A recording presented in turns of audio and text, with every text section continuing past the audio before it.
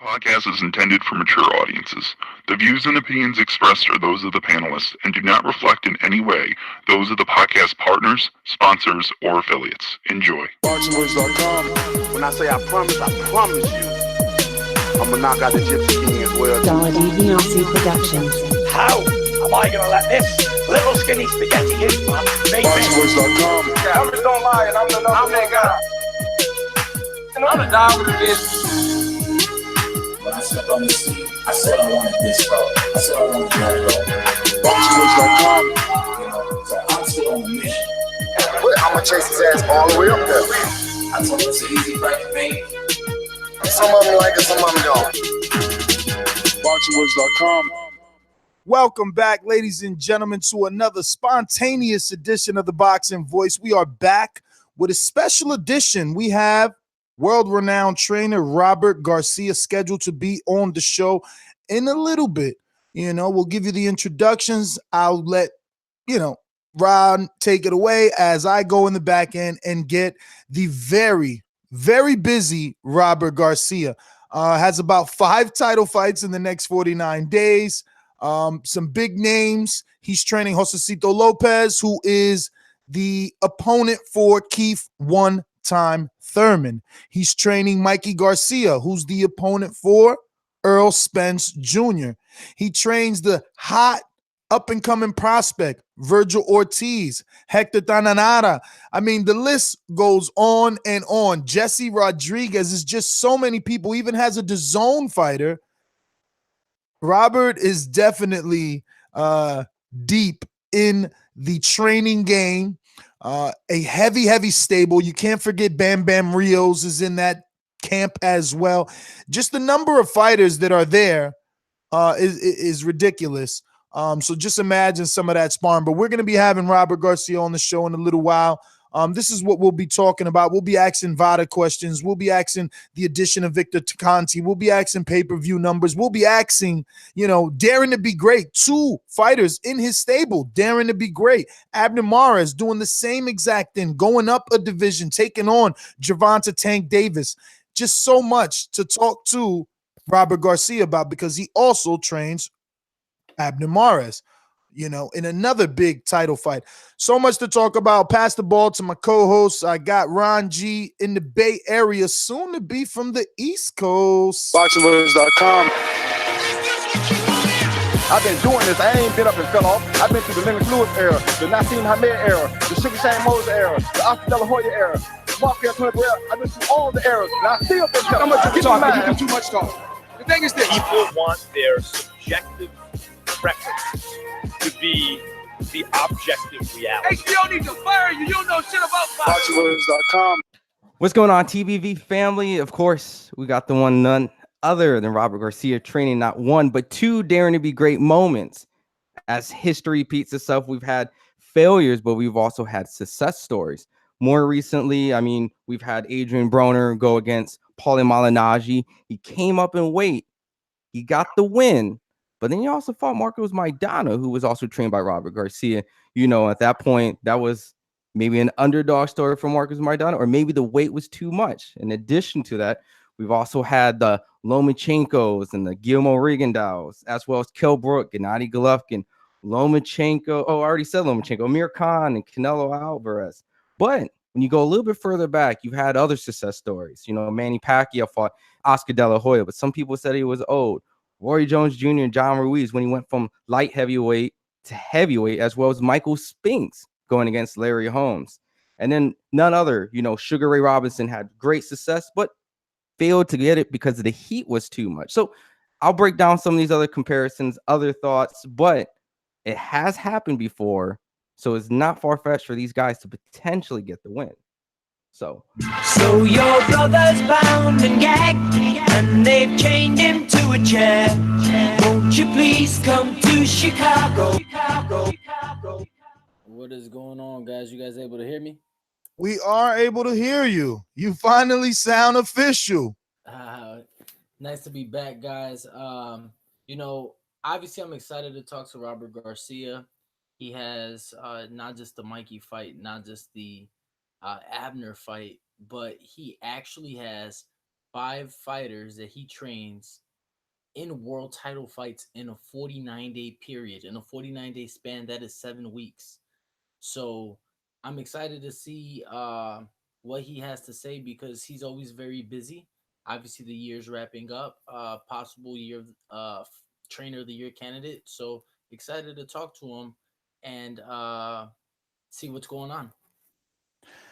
Yeah. Long so unprofessional. I want to let everybody know that you could obviously ask Robert Garcia your own question as long as you're a Patreon family member. Shout out to Travis. Shout out to Jay Harco in DC, Carlos, Mad Bent, Brandon, Christian, Eric, Rodney, Joseph, Stainless, Elms in the UK for giving us ammunition for Robert Garcia. They all put in their questions, and we will make sure that those are, relayed to him and asked in the same manner that you wrote them. I guess before I jump out, it's about 6 minutes. I'm giving him time. But before I get out there and call him, what are you most interested to talk to Robert about, Ron? Another long, unprofessional I think my whole thing is the whole addition to the snack. I mean, Mackie Shieldstone, he's worked with guys like Spence against Larry Holmes to get him that big heavyweight figure without actually getting quote unquote fat, as well as Bernard Hopkins when he fought Antonio Tarver. And he's also worked, I think, with Serena Williams. So he's a very diverse when it comes to the conditioning and getting someone in the proper shape to compete at the highest level. So I'm just curious how Mikey Garcia is going to get that addition and the controversy around Snack recently because of the William Monroe and quote unquote potential scandal, or just bad timing. Very true. Daniel, what about you? What are you most excited to talk to Robert Garcia about? Well, I've seen different reports stating that Mikey has actually been a snack athlete for the last 3 years. He's just never used their facilities. So kind of getting some clarification on that. And, like I said, how he maintains, because he has 5 world title fights in a matter of 7 weeks and 49 days. So obviously the obstacles, the challenges, and, is it too much? Because we see, world renowned trainers like Eddie Reynoso, who just recently started adding fighters to his training regimen, to his camp. So is it possibly too much for Robert? Is it going to be an issue to get Abner and obviously his brother ready for their huge step up Cinderella story fights? Yeah, man, he's got so much on the table, man. I'm excited, but I'm gonna drop the ball to you two. I hope you do a good job not having any dead air as I cut in the back and go get the man of the hour. So yes, just going back to the whole historical status of like recent times of people actually successfully making the jump, the daring to be great and being successful, we haven't got that many. And so the big thing I want to talk, I guess, with you, Danny, is it the weight? Does it seem like these matchups have been affecting like Kell Brook against Gennady Golovkin? Amir Khan had great early success, in my opinion, until he got hit. And stuff like Vasil Lomachenko and Gilmore Rigondeaux, where it seemed like the person, weight size or not, just completely outclassed the individual, and wouldn't have mattered if the guy potentially was bigger because he was just that much better of a fighter. Well, I'm extremely curious because obviously back in March, if I'm not mistaken, was when Mikey moved up to 140 pounds to challenge Sergey Lipinets for the IBF super lightweight title. Yes, he was successful. He did come out victorious. He did become a 4-division world champion that night. However, he was faced with certain issues. He did face some adversity. Obviously, Sergey and Earl are 2 different beasts. So, will the weight difference make a difference? I believe so, because when you speak on pound for pound pure talent, I do not see Errol and Mikey being worlds apart. I see them extremely close. However, they are world-class boxers in their respective divisions. Yo, this dude just said he don't see Earl and Mikey worlds apart. The Mexican is definitely coming out. No, I mean when you speak talent, when you speak pure talent, in their divisions, Mikey is a very dominant lightweight. Earl is a very dominant welterweight. Is what I'm getting at. I, All I right. think Well, without further ado, we have world-renowned trainer Robert Garcia on the line. So let's get on out to him. I just want to thank him, obviously, first and foremost, Robert, for taking out the time from your busy schedule to give us an opportunity to interview you. We were just going over how busy you are, and I guess that's where we'll start first. Did you ever envision yourself having truly a academy of boxers? I mean, we all know you call it Garcia Boxing Academy, but it's truly looking like a school for the pugilistic sport. Hey, what's up, Nestor? Thanks for having me. And look, I never really pictured being where I'm at right now. When I retired boxing and I made the decision to start helping out my dad at the local gym in Oxnard. It was mostly with the kids and just to have fun. But now, since then, in the last probably 14 years, I think it is, like 14, 15 years, it's amazing, what we've accomplished, where we're at right now with boxing. And yeah, it's a school. We have the fighters living in training camp. They train. They wake up, run, eat breakfast. It's a perfect school, we could say. We have a chef cooking for them every day. They live in the same camp. Everybody lives together. They run together. They eat together. They train. It's pretty amazing. But yeah, I never really thought I never even pictured being where I'm at right now. Well, I'll have one before I pass it off, and then it will be a few co-hosts that I'll have. They'll introduce themselves. I guess for me, as a Thurman fan, what sticks out is that you think that Josecito has a big possibility to stop Thurman. Is that because of how good Josecito's looking in camp? I read something about him sending someone to the hospital, or is it because you feel like Thurman has been out of the ring so long, it's the perfect time for your guy, Josecito, to capitalize? Look, both. I don't want to say that Thurman being off for so long and being injured for so long, that's the only chance that we have, because that's not the only reason. Joseto's been training so hard since his last fight. Since his last fight, we already knew he was going to fight Thurman. We already knew that his next fight was going to be against Thurman, and he never stopped training. He never stopped working on his strength and physically getting prepared for this fight. And the longer it took, the better it was for Josecito, because he is unbelievably strong right now. And you said it. He did hurt his sparring partner, where the guy had to go to the hospital, and he's not allowed to spar anymore for at least 2 months because of the concussions he got sparring Josecito. So it he's on one thing only, and that's to become world champion. Before I pass you off, you got to tell me a name. I mean, it ain't no fun if we don't know who he sent to the hospital. I mean, Wilder didn't keep it a secret when he sent Big Baby Miller to the hospital. You got to say those things.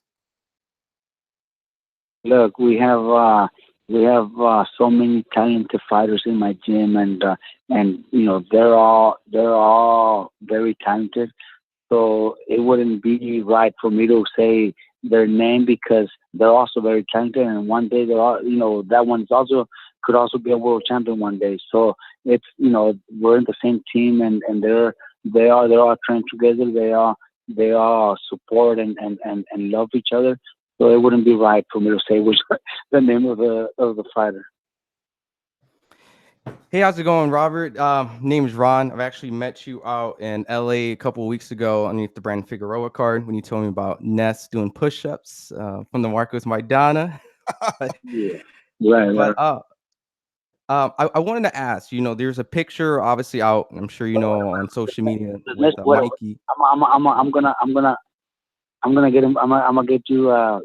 You could answer that, but I'm gonna do another one. Does Nestor want to do push-ups after the Thurman Josito fight?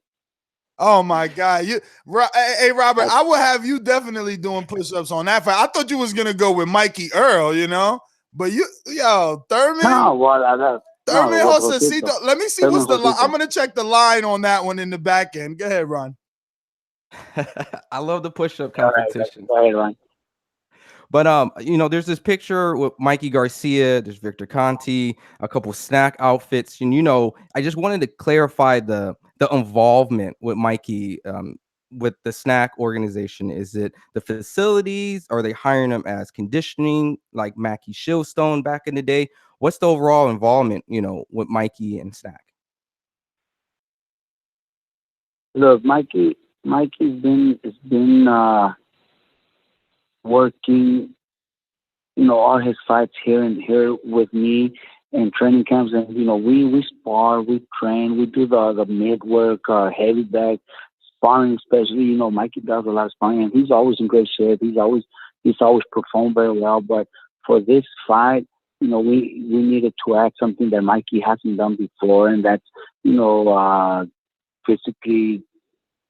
physical workouts when it comes to doing different things. If it's lifting some weights or sit-ups, push-ups, neck exercises, whatever it is that he needs to do to actually be a solid 147. Well, we needed to do something, and I've been working with Victor for many years already, since Nonito Donaire was fighting, and Conte always takes care of all my fighters with all their supplements. He takes care of everyone. There's a couple, obviously, with like Abner Mares or Jose Ramirez, who don't work with Conte, but most of my other guys, they all work with Conte, and Mikey's been taking his vitamins and supplements and everything for 4 to 5 years. This is the first time Mikey goes to his facility to work out, because we needed that for Mikey for this fight, being that he's going to fight at welterweight. But blood work, whatever it is, we've always done it through Victor Conte. Just we had never made it publicly, but Mikey's been, we've always done it, everything through Victor Conte when it comes to blood work and vitamins and supplements. Just physically, Mikey was not working out with him in his facilities, but we made that decision because Mikey needs to look, like a welterweight. I don't want him to go in there and just doing enough sparring and mid work and everything, but not look physically ready at 147.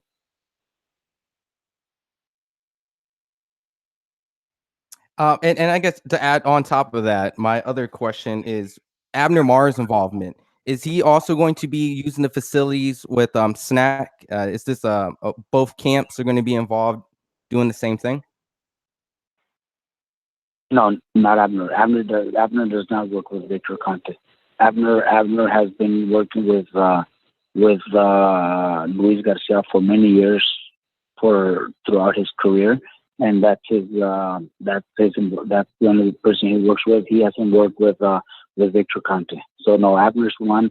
Abner and Jose Ramirez are two of my fighters that do not work with Victor Conte. How's it going, Robert? My name is Michael Gross. How you doing today? I'm doing good, Michael. How you doing? I'm doing pretty good. Now, when it first came out, well, I seen a report that I believe was like when the fight was being talked about, that you and Mikey's dad didn't necessarily think it was the right fight for Mikey to take. Can you explain to the audience what the difference is now in your thought process than it was back then? Well, look, my dad and me and my dad and probably everybody in camp, we didn't think it was the right fight for Mikey now, because Mikey's still fighting at 135, and there's so many other fights that Mikey could be doing, and eventually one day, 2-3 years from now, Mikey could be a welterweight. A lot of other fighters have moved up in weights, and they're successful, and they win titles. Mayweather, Pacquiao, you name them. There's been so many fighters that win multiple division titles, and Mikey's one that could eventually do it. We just thought if we wait 2-3 more years, Mikey would become much better, and he would grow into that weight, and especially fighting, challenging somebody like Thurman, who is probably the most dangerous welterweight in the division. Well, we thought it wasn't the right move to make now, but now that Mikey made that decision, and he told us, I know I could beat him, and I see, he knows himself, and he wants that challenge. He says he wants to be the underdog, at least for one fight, for the first time he's ever been the underdog, because he wants to prove himself that he's better than what people think. So now that he took the fight, he's signed the contract. Then now we have to find me and my dad, we have to find a game plan to be able to beat Spence.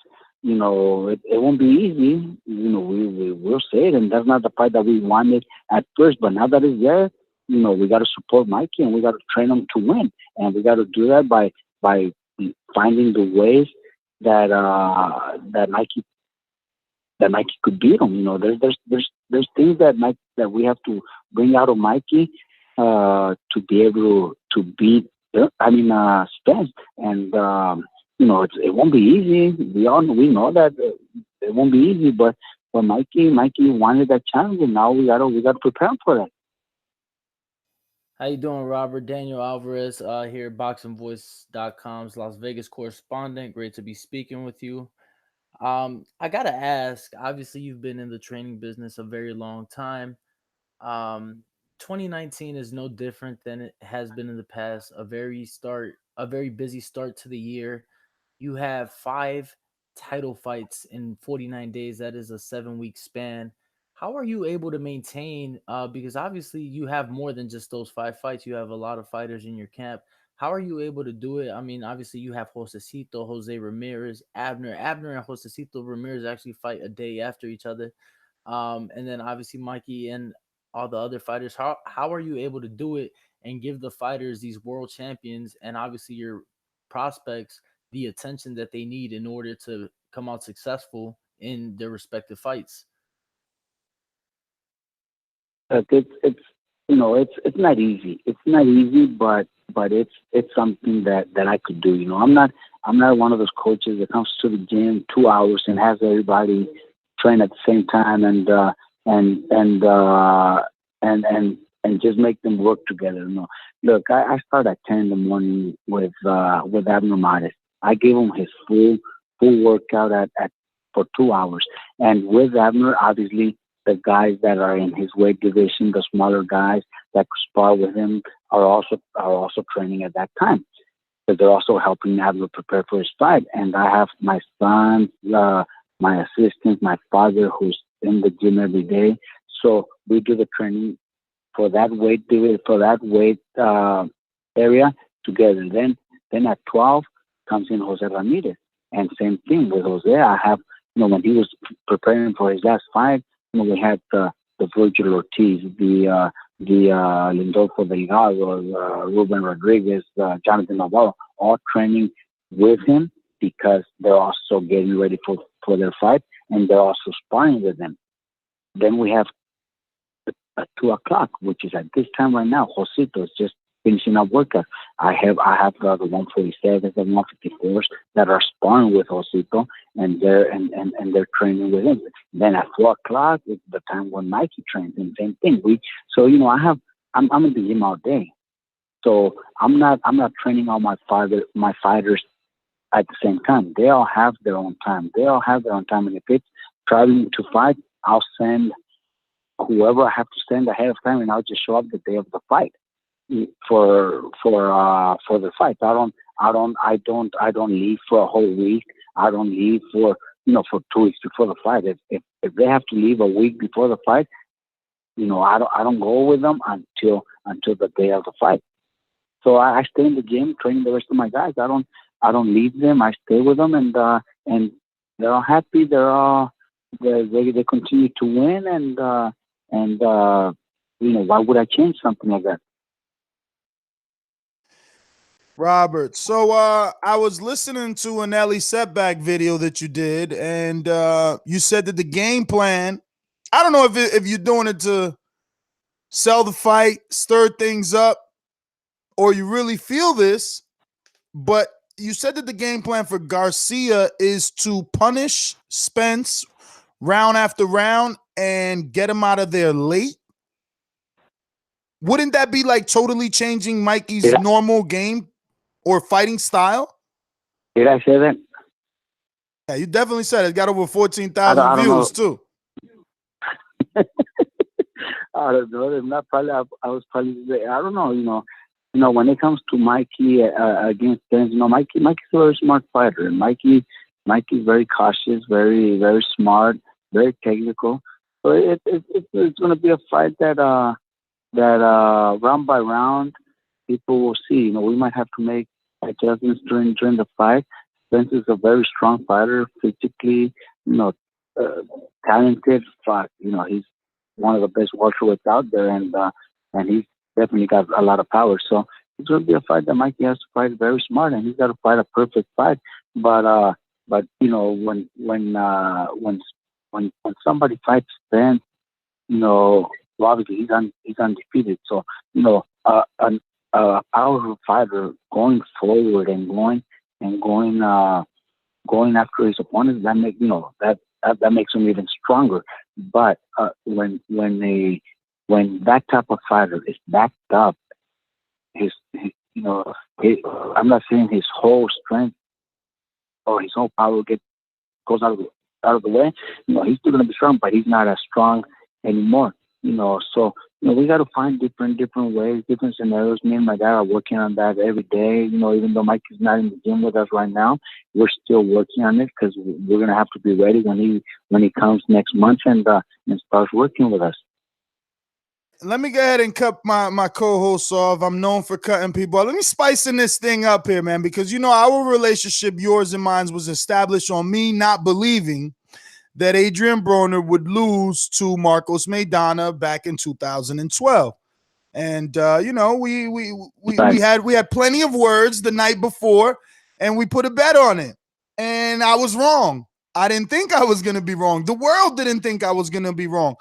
But the world definitely is riding with Mikey being the underdog in this Earl fight.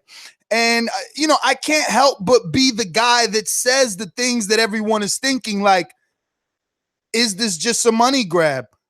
Are you guys going to be throwing in the towel a la, Kell Brook, or will Mikey really go out on his shield? Like, what was the thought process? Why damage Mikey? Like, he's such a good fighter, so accomplished, so many accolades, so many other. He could have easily fought Lomachenko in a big unification, cross promotion with Top Rank. Why send him 2 divisions up to the most dangerous guy to what the world thinks is be battered? I mean, he's a minus 380 at the betting line. It was minus 3. I don't even know what that is. It means he's got to climb himself out of hole just to be even. You got to bet $380 just to make 100. So it's not. So it's not like Tyson Buster Douglas type of bets, right? No, you're right. It's definitely not like Tyson and Buster Douglas. So it's a lot. So it's like 4 to 1, like $1 to win 4. Absolutely. Better odds than Con Garcia, right? So people are giving Mikey a chance. The odds are giving Mikey a chance, right? How many push-ups you want to put on that one? I want the odds though. No, I don't, because Earl's the favorite. How many push-ups? How many push-ups you want to put on that one? Oh my God, I'm out of shape these days, man. I don't know what I can do. Oh man. Look, it's definitely not going to be an easy fight, but it's a fight that it's also not impossible. You guys, you'll see. Even though we don't make a bet, I'm still I'll make you do 10 push-ups. No, I'll definitely do some push-ups because I don't believe he's gonna win. It's like I'm saying, like, how is this different from Kell Brook Gennady? Explain that. How is this different? Like, you got one dominating fighter versus another one. I mean, people were calling Kell Brook the #1 welterweight in the world, and he still couldn't go 3-4 rounds with Gennady.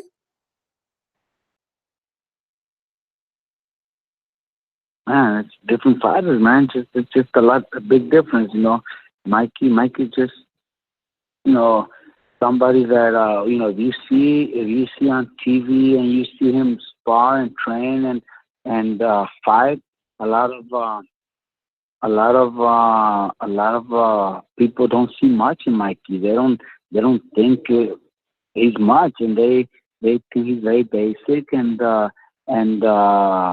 Mikey doesn't get their attention. But you could, you know, all of Mikey's opponents or guys that he spars, after they get out of the ring with Mikey, they have a totally different story to tell you, you know. And I'm telling you that, you know, Mikey's last few opponents, you know, have said the same thing. You know, Mikey's palm puncher, Mikey spars with welterweights, Mikey spars with super welterweights, because he can't spar no 140 pounders, 135 pounders. He has to spar with solid welterweights, and they'll tell you the same thing. Then, it's totally different on the outside. But once you're inside with Mikey, you never expect that from Mikey, and you're one of those. You know, you don't see that, you know, because you don't know what we see in the gym, and you don't know what Mikey's about. But but I'm pretty sure you guys are gonna hear it from Earl Spence. He's gonna say the same thing. I didn't think that was, you know, Mikey was that strong. I didn't think Mikey was that powerful. I didn't think Mikey was that smart. You guys will see it. You guys will hear that from Earl Spence too. But what about Roman Martinez? I mean, he put him down, and that's nowhere near the skill. What? So what? So what? That's 2 points, Robert. What does that mean? That's 2 rounds. That it means don't mean 2 nothing, rounds. Bro. That don't mean nothing, you know. That was years ago. Mikey has gotten so much better and so much smarter, and doesn't mean anything, man. You know, Marcus was knocked out in his first fight, and then came out to beat the shit of Pacquiao, knock Pacquiao out. You know what I mean? Marcus got knocked out cold in his first pro fight. Hopkins, you know, that don't mean shit. Pacquiao got knocked out twice before he became what he was. Don't mean shit. Hey, Robert, I'm kind of going to go piggyback a little bit off of Ness, but I'm going to go with the whole Abner Mars. Seeing that Gervonta Tank Davis and Abner both share the same opponent, and you know, Abner was actually the underdog against Jesus Cuellar, which I believe, and he won that fight in a split decision. Seeing how Gervonta took apart the same opponent, you know, I guess the perception is Mikey has the power to move up, and that's what many people says.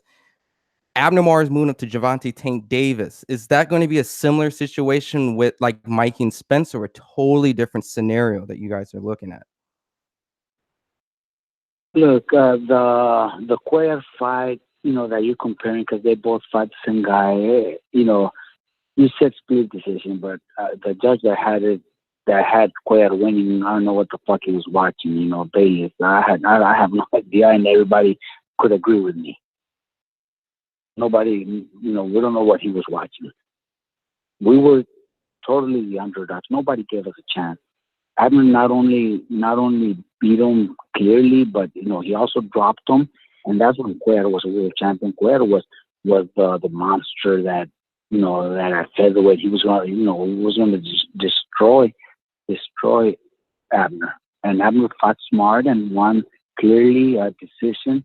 You know, even dropped him. Okay, when Cuellar fought Gervonta Davis, Cuellar gave up. You know, yeah, Gervonta is a strong fighter. Gervonta is a very strong fighter. He hits very hard.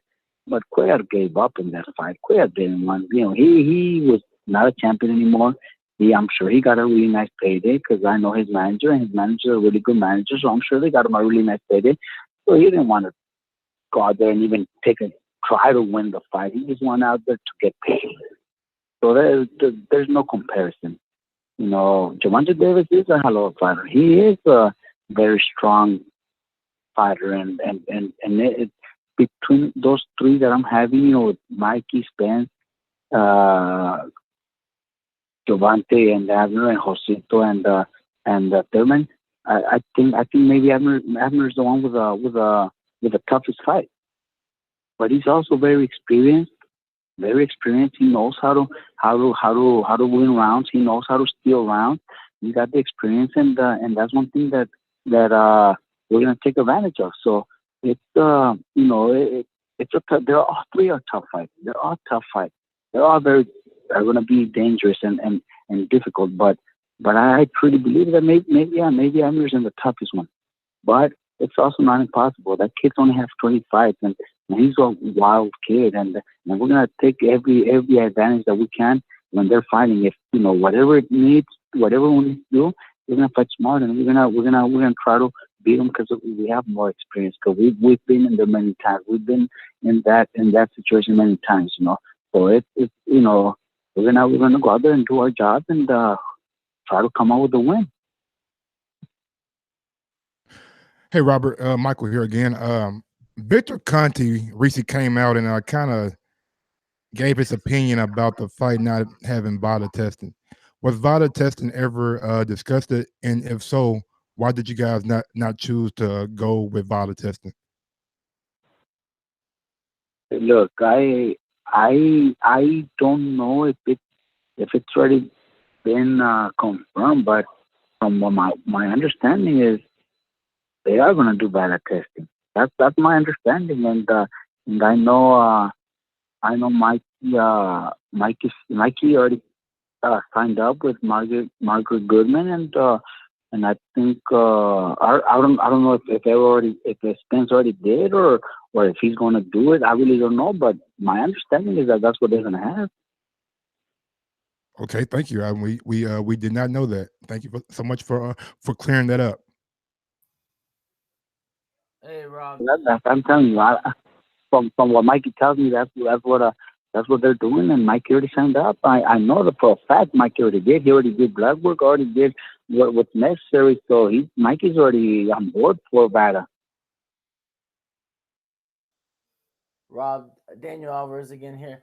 I want to touch on the moving up in weight, right? So obviously you have Abner moving up in weight, and you have Mikey moving up in weight. Now, all three of Abner's losses have come at featherweight.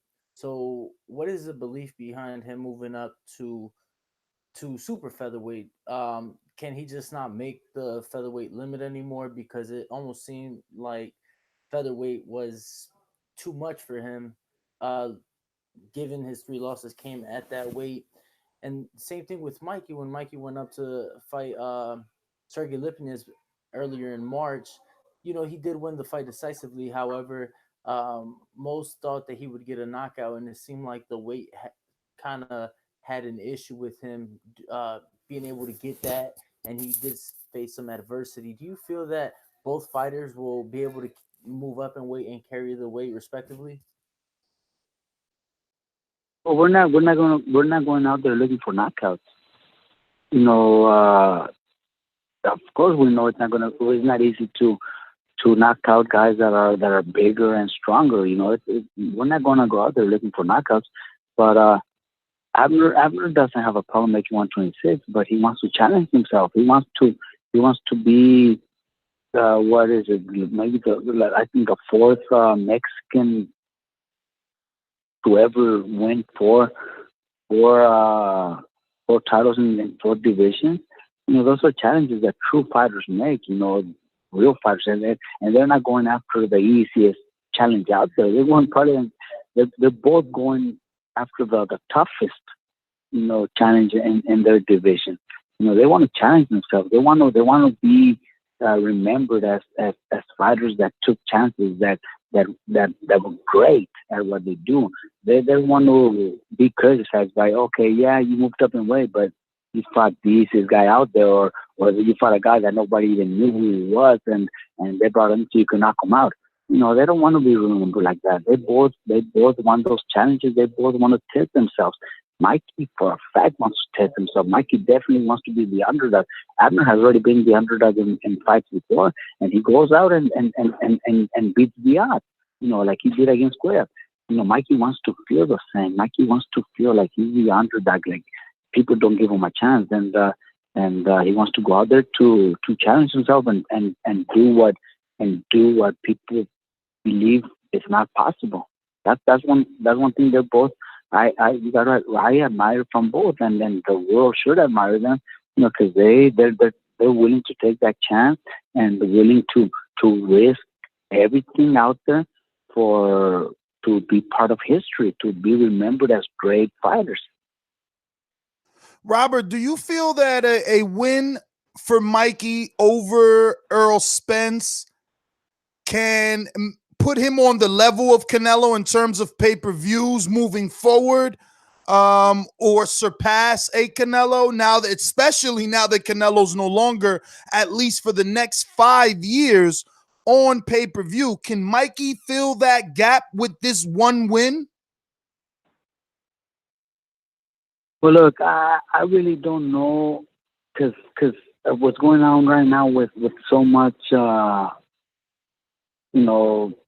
different business that boxing's taking right now with all the apps and stuff like that. I really don't know if pay-per-view is really going to continue being the way it was, where fighters are able to sell over 1 million pay-per-views. I really don't know. But I think a win against Errol Spence would definitely put Mikey out there as one of the greats, where people are gonna pay to see him. So I think it's possible. We can't really compare Mikey's fame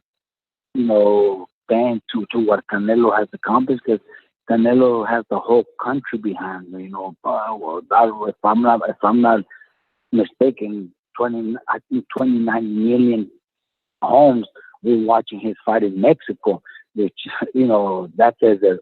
I don't think Mikey will be in that level when it comes to one whole country following you like that.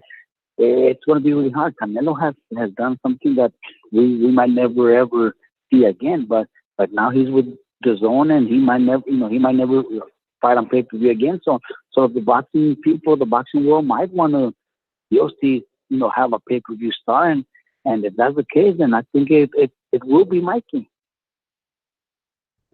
Hey, Robert, it's Ron again. So seeing the fact that these guys are moving up tremendous amount of weight classes, and seeing Gervonta Tank Davis has actually missed weight before, is there going to be rehydration clauses or anything in place for these fights just to, possibly even the things out, seeing the fact that these guys are moving up more than one weight class to make these fights happen? Well, look, with the IBF, and that's Errol Spence, they do have to weigh in the next day and can gain more than 10 pounds, but that's not that much of a deal, because it's the next day in the morning. They weigh in the next day in the morning, and after that, obviously they're gonna also have breakfast, and they'll probably have 1 or 2 small meals after that. So they're gonna gain another 5 to 7 pounds. So we're not, I know there's no weight limit where Mike said if he gains more than that, I'm not gonna fight him. I know there's none of that. So only what the IBF has. With Abner, same thing. There is a fine if he doesn't make weight, but for him to make a certain weight before the fight, there was no clause there. We don't. I truly believe that. The more they gain, maybe the slower they are. So it's not. For me, that's not that big of a deal. But Tank, does need to make weight, or else, there will be a fine. So the fights will continue to go on if by any chance there was a weight message. Definitely. Yes. Hey Robert, I want to change gears real quick and ask you about Adrian Broner. Mikey fought Adrian Broner, I believe, was last year, and he came out victorious. But Adrian Broner had a arrest today, a couple weeks out before his big fight with Manny Pacquiao. Do you believe that this Adrian Broner is more focused, or are we still going to get that same guy that we always get? And is it going to be like shame on you, the fans, again for falling for the trap? Well, look, Adrian Bonner, he's a very talented fighter. He's a hell of a fighter, and if he's in shape, if he's not in shape, people we still want to see him. We still enjoy watching his fight, and I think from what I've heard is that he's in great shape for this fight, and he's really preparing himself to go out and perform. So I think it's gonna be a great fight. I think he's gonna go out and make do a show like he normally does, and before and after the fight, he's gonna entertain the fans. I'm not. He always, there's always a chance, but I think Pacquiao wins. But it's gonna be interesting to see how it turns out and what Broner does before and after, or even during the fight. It's going to be interesting. I think Robert, Broner comes out, it's still going to be interesting. Being a trainer like you are, these kind of distractions during training camp, how big of an impact can these kind of distractions have on a fight of this magnitude? It is his first pay-per-view. Definitely, it has to be a big deal, but for Broner, it's not something. It's not something new. Knowing that from Broner, he's always been in controversy. He's always been in out of trouble. So there might be something he needs to do. Maybe something that motivates him. I don't know. I don't. My fighters are dedicated. My fighters. I don't think we've ever seen any problems, any trouble from my fighters. So that's Broner's camp. That they have to deal with it. I don't. So I just want to be able to enjoy a good fight that day, and hopefully Broner does give us a good fight. So Pacquiao is 40, if I'm not mistaken, 40 or 41. So he should take advantage of that. He should try to take advantage of that and try to win the fight. But whatever he does outside of the ring, the gym, and if it's closer to the fight, and if he's getting in trouble, then that's just the way Broner is, and that's something his team is going to deal with. I don't. I just want to see a great fight. Robert, all right. So before we let you go, we just want you to run through a few questions from our most trusted listeners. They are a part of our Patreon family, so we give them the opportunity to ask whatever guest we have on a question. So from Travis, he says, if he was in Mikey's shoes, he being Robert, would he take the Earl Spence fight? So if you were Mikey, would you take? I was in Mikey's shoes. Yeah, if you were Mikey, would you fight Earl? Look, in this business, and we all know it's a business, there's those cases where you could say, I shouldn't have taken it, or good thing I did. Look, I'll give you an example. A lot of people said Fernando Vargas was not ready to fight Trinidad, and said it was too early. He was too young, and yes, and I agree with that. I agree with that, but I also see the business side. Fernando made over $10 million in that fight.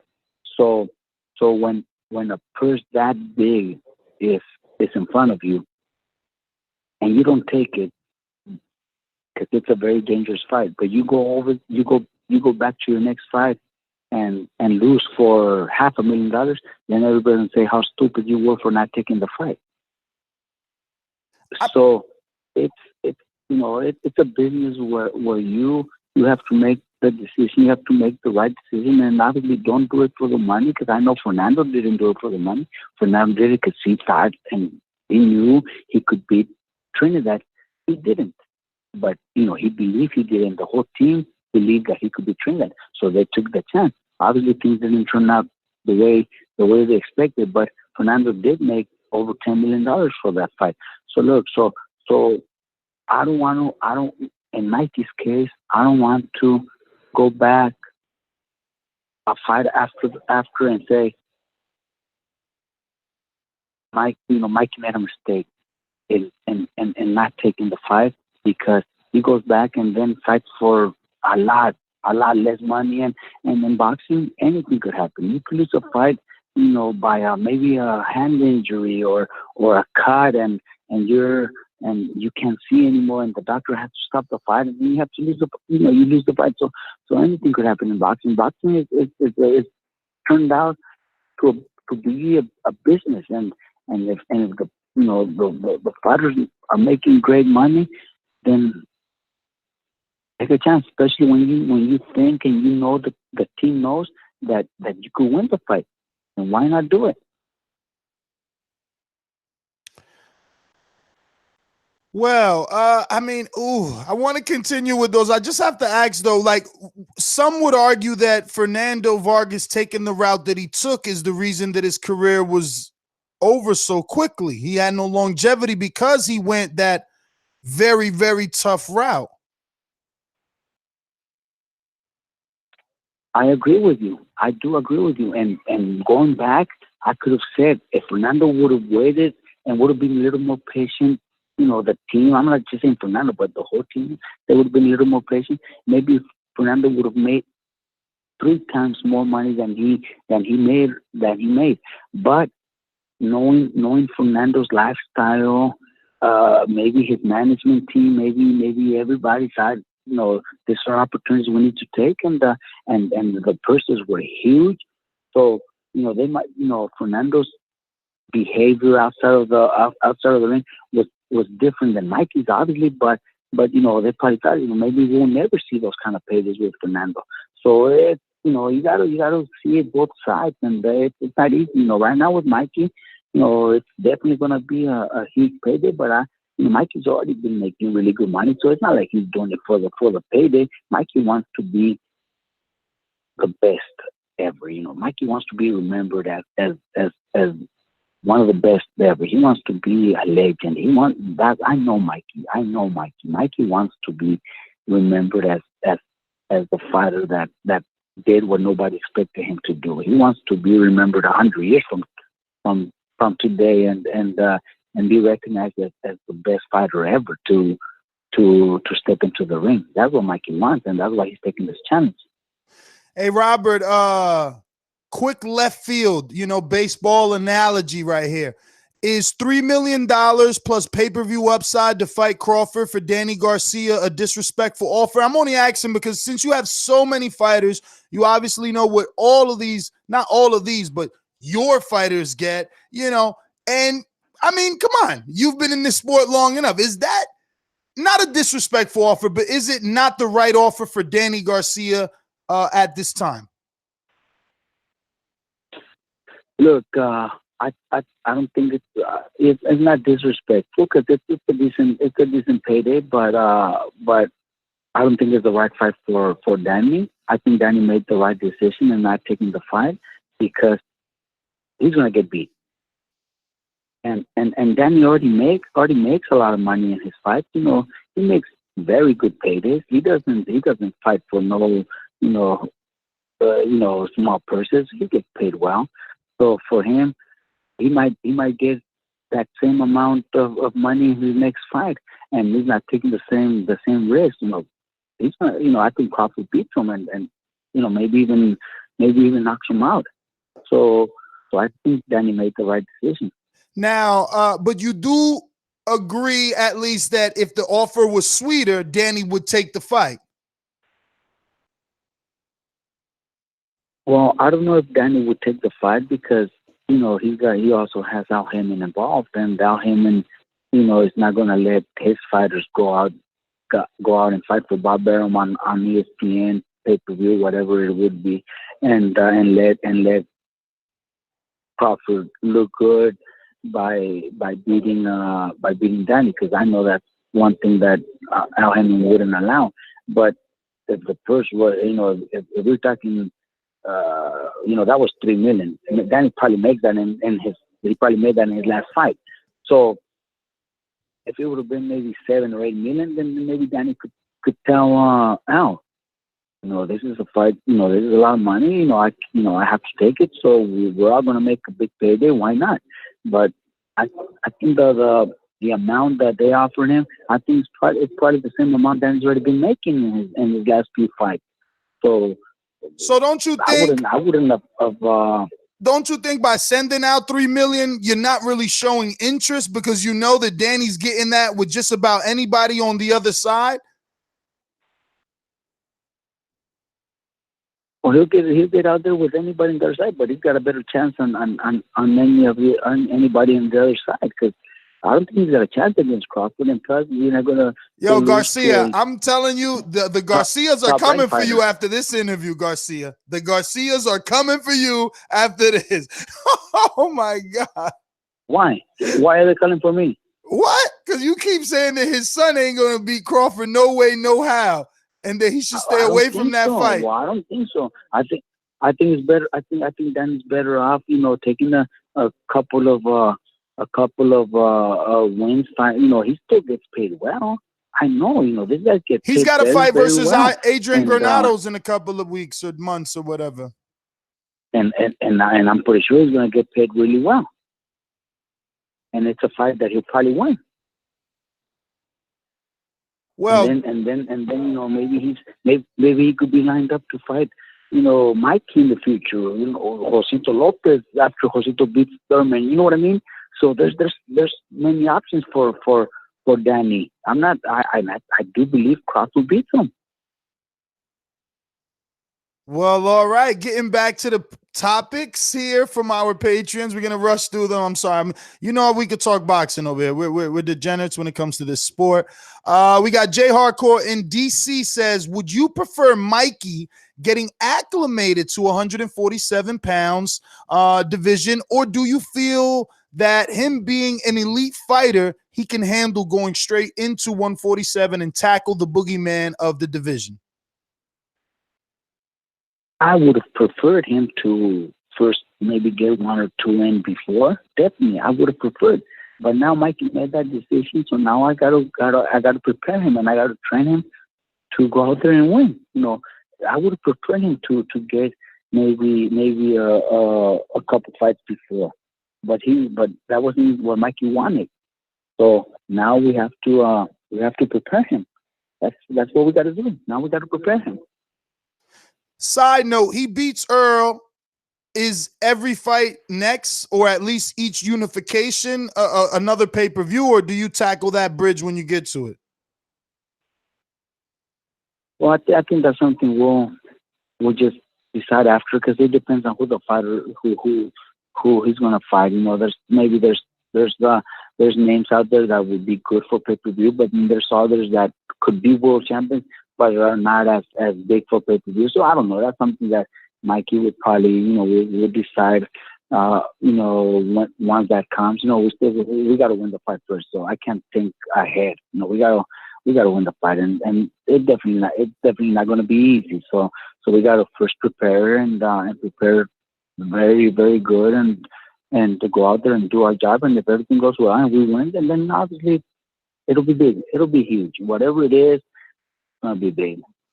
Carlos Hernandez says, will the outcome of the Mikey versus Earl determine what weight class Mikey will fight at going forward?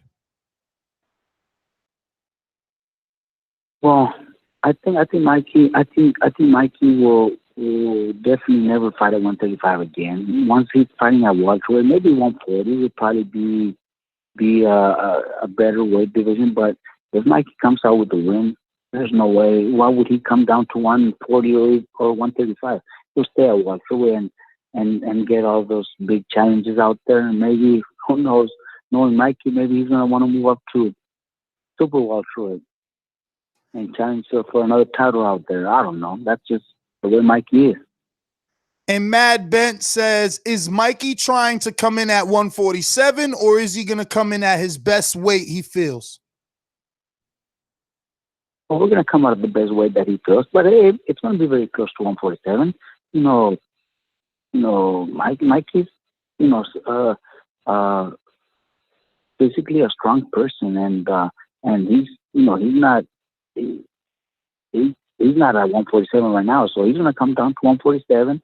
And if it's 2 pounds lighter, if it's 1 pound lighter, whatever it is, wherever he feels comfortable is where he's going to come out. But it's not going to be a big difference. We're not going to come in at 141 or anything like that. Mike's going to come very close to 147. Brandon Maurice, is a fight with Loma still possible, win or lose? Win or lose, I think the fight's very possible. Look, Loma also wants to do great things in boxing. Loma is also looking for different titles, different weight divisions, and Loma wants those fights too. I know them personally very well with Loma, his manager, Klimas. I've known him for a few years already, and they want those challenges. I know that fight is definitely a fight that needs to happen. And Christian Camillo was Tank, the only fight on the table for Abner Mares. No, there was more fights for Abner. There was other fights that he could have taken that would have been, the Leo Santa Cruz Flores type of fight that Abner could have taken, but Abner told me and told Al Heyman, he's like, no, I want to challenge myself. I want to accomplish something more, something more, and that's what is it? Another weight division. So that's why he made that decision.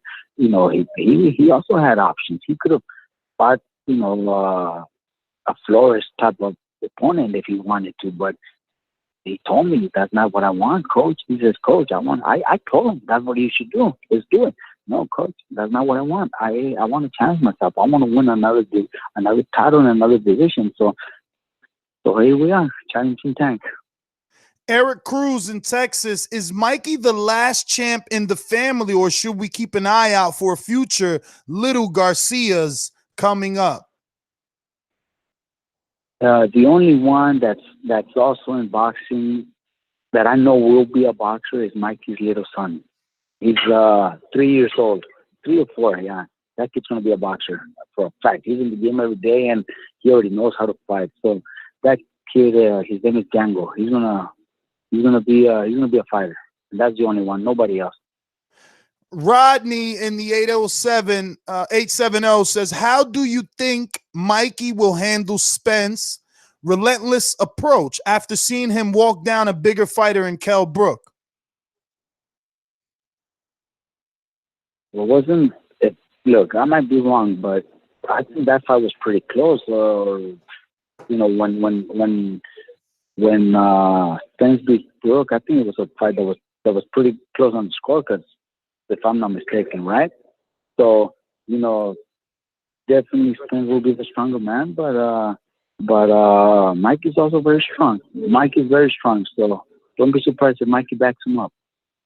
Joseph Rodriguez, shout out from Texas. Big fan, Robert. My question is, what do you feel like the atmosphere will be that night? And how do you think the crowd will be split, since there is a big Mexican fan base and that Earl will be in his hometown?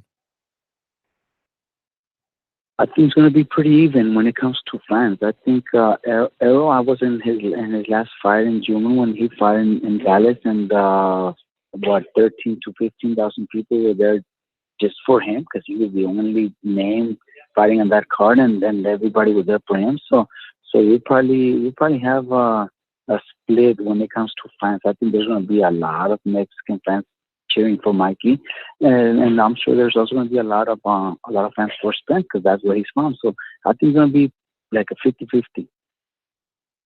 And Stainless in Detroit, he has 2 fighters going up in weight classes to face 2 top-level opponents. If Mars and Garcia win, is Robert Garcia Trainer of the Year?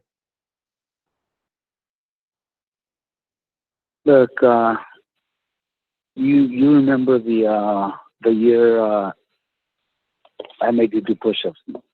My damn beating donor. That same year, I think Mikey won titles in two divisions. I think Bradovich was a champion. I think Guerra probably won his title that year. So it was like 4 or 5 champions. And I still didn't get it. So honestly, I don't give a fuck about training of the year anymore. All right. We got Elms in the UK. He says, if victorious, will Mikey decide to unify with the likes of Crawford, Thurman, and Porter? If victorious, don't be surprised if Mikey challenges Canelo Alvarez. Come on now, Robert. Come on now. Just stop. That's a headline. I was just fucking around. Because that's one thing we're always clowning around and playing around, but no, definitely not. I'm just being a little bit funny. No, I think those, unifying titles it would be great, especially that welterweight division. That it's always been, if not the best, one of the best divisions in boxing, and it would be probably what Mikey would be looking for, to unify the titles, definitely. And maybe even, or come down maybe on a catch weight to maybe fight Loma or something, because I know he wants to fight Loma in the near future. Did Mikey and Crawford ever fight in the amateurs? Yeah, they did.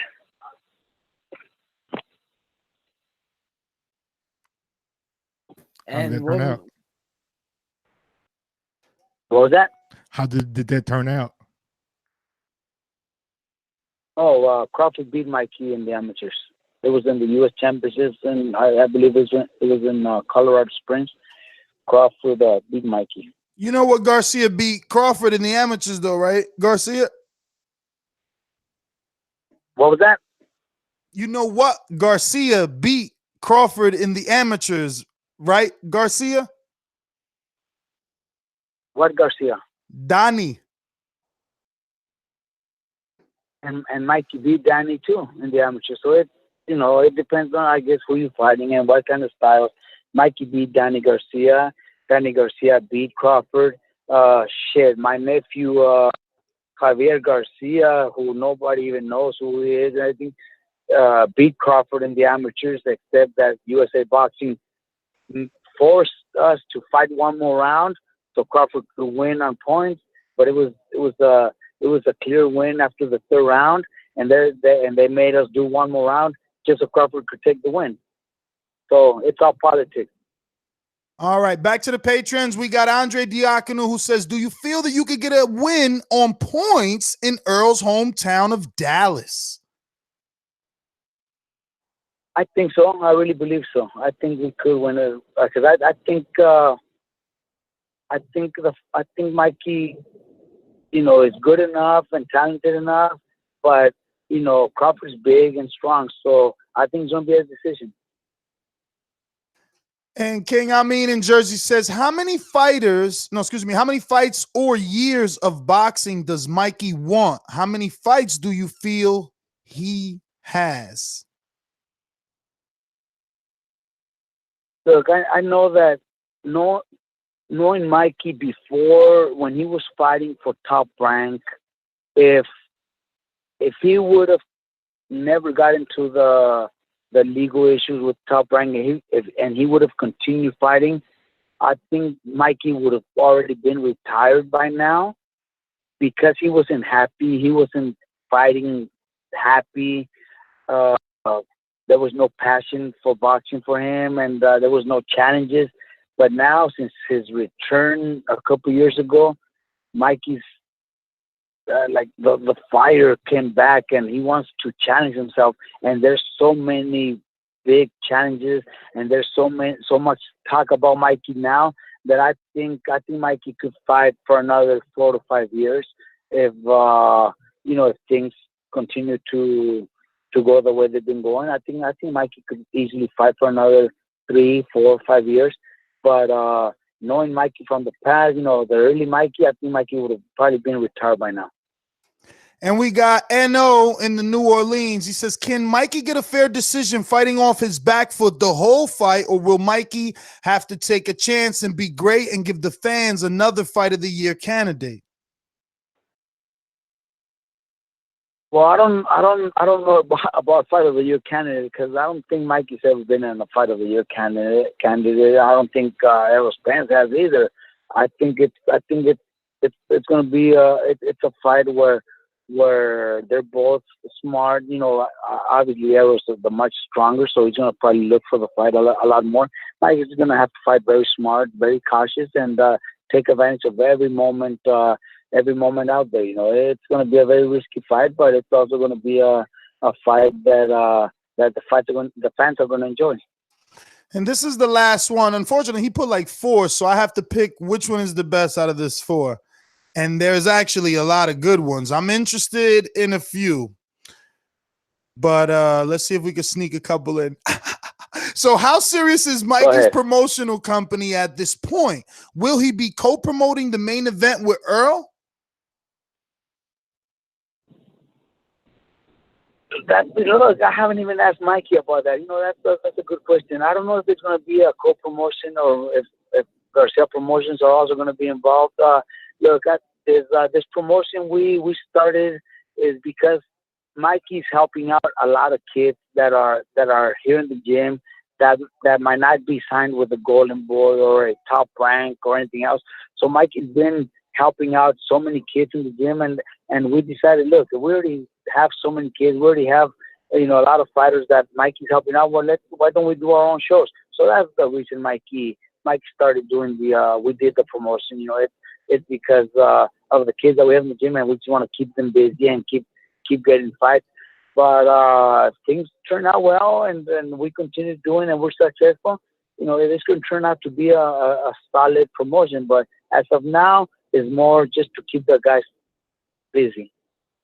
And you're obviously a trainer that works with Eddie Hearn, because you got a DAZN fighter now. I believe his name is Jesse Rodriguez, Bam Rodriguez. Then you got, you work with Top Rank. No, that's not that. That's I don't. Jesse Rodriguez is with Mr. Honda, because he's a 108 pounder. No, with Eddie Hearn, we have Alexis Espino. He's a super middleweight, and he signed with Eddie Hearn. And Brandon Rios also has a contract with Eddie Hearn. And you also do business with Top Rank. My point is that you are a trainer that works with everyone. And being as though that you've already worked with everyone, what is your opinion? This is Rahman's question. What is your opinion of Al Heyman now that Mikey has been working with him for several fights? Look, it's his decisions. Mikey doesn't need to wait for anybody to tell him what he wants, what he's going to do next. Mikey makes his own decisions, and even though it's with Al Heyman, other decisions are Mikey's decisions. He's also helping out other guys that are also fighting for Al Heyman, which is one of them is Josito Lopez. Mikey's fighting for Josito he fought for this title fight, for the purse, everything. So Mikey's pretty much doing his own thing, and yes, with Al Heyman and fighting on very well, so I do anything differently, but Mikey makes his own decisions, and I know it because I'm with Mikey, and he tells me it, and other decisions are finalized, by Mikey, not by anybody else. And with your dealings with Al Heyman, do you have any opinion over Deontay Wilder's $50 million offer to Anthony Joshua, in terms of, did you believe that offer was real? I don't know. Look, that's probably the first time I ever seen Wilder fight. I've probably seen a few, quick knockouts from him, but a full fight, that was the first time I ever seen him fight.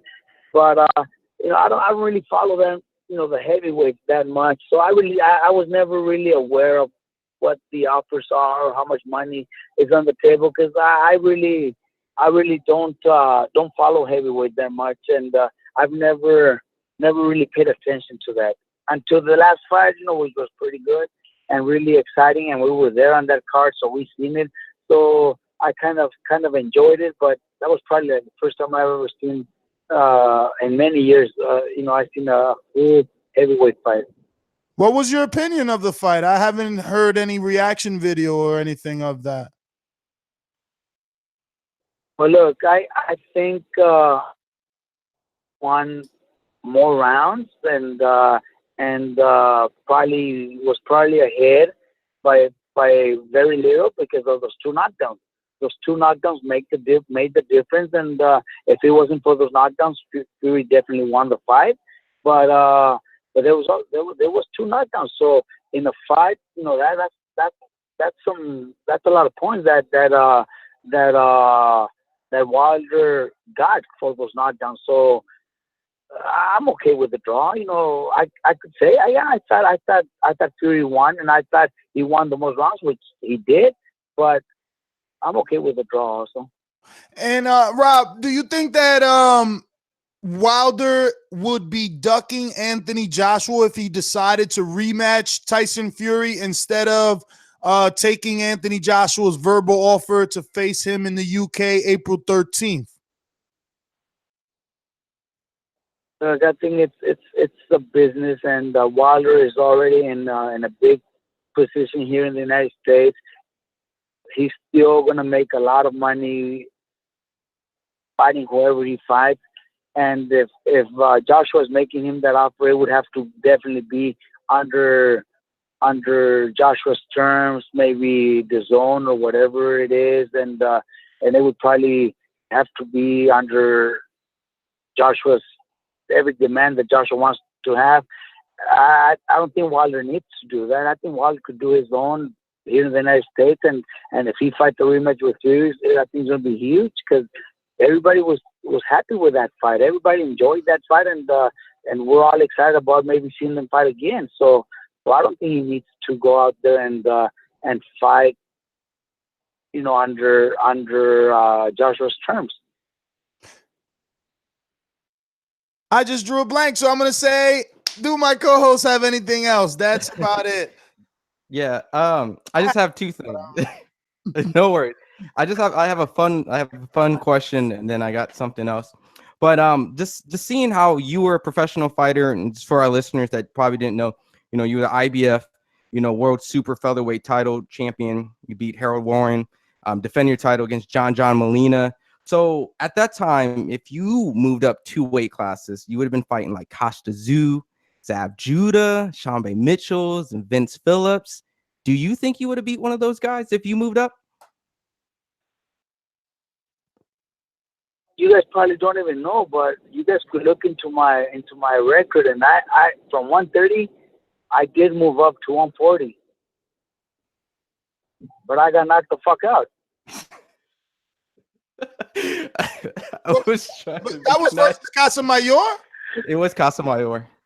No, that was against Bentaki. Oh, no, yeah. That was against Bentaki. Then I came down to 130 again to fight Casamayor. Casamayor was a 130 pounder. I moved up. It was actually at 138. So that is considered 2 divisions. Yes. Okay. And then my other thing was wait. Okay. I got it. Go ahead. I got it. This is very important. I got it. So I was going to say Wilder Fury did 325,000 pay-per-views was the rumor. You and Mikey are obviously doing a pay-per-view with Earl. Is that a good number for you? Did you think that was a good number for them because they're heavyweights? So is it a good number for you guys because you're welterweights and a bad number for them because they're heavyweights? Or is it a good number because of where we are in pay-per-view? I think where we are in pay-per-view right now, I think it was a really good number for Wilder Fury. Seeing those numbers before the fight, I didn't see that much excitement into that heavyweight fight. People were not too excited about that fight, but it still did over 300 pay-per-views. So I think it was a great number. So I think that Mikey versus Spence is making a little bit more noise, and people are talking more about the fight. So it might do a little better, or if it does the same, I think those are really good numbers. All right, and for me, because I really enjoy doing the crow eating if I lose.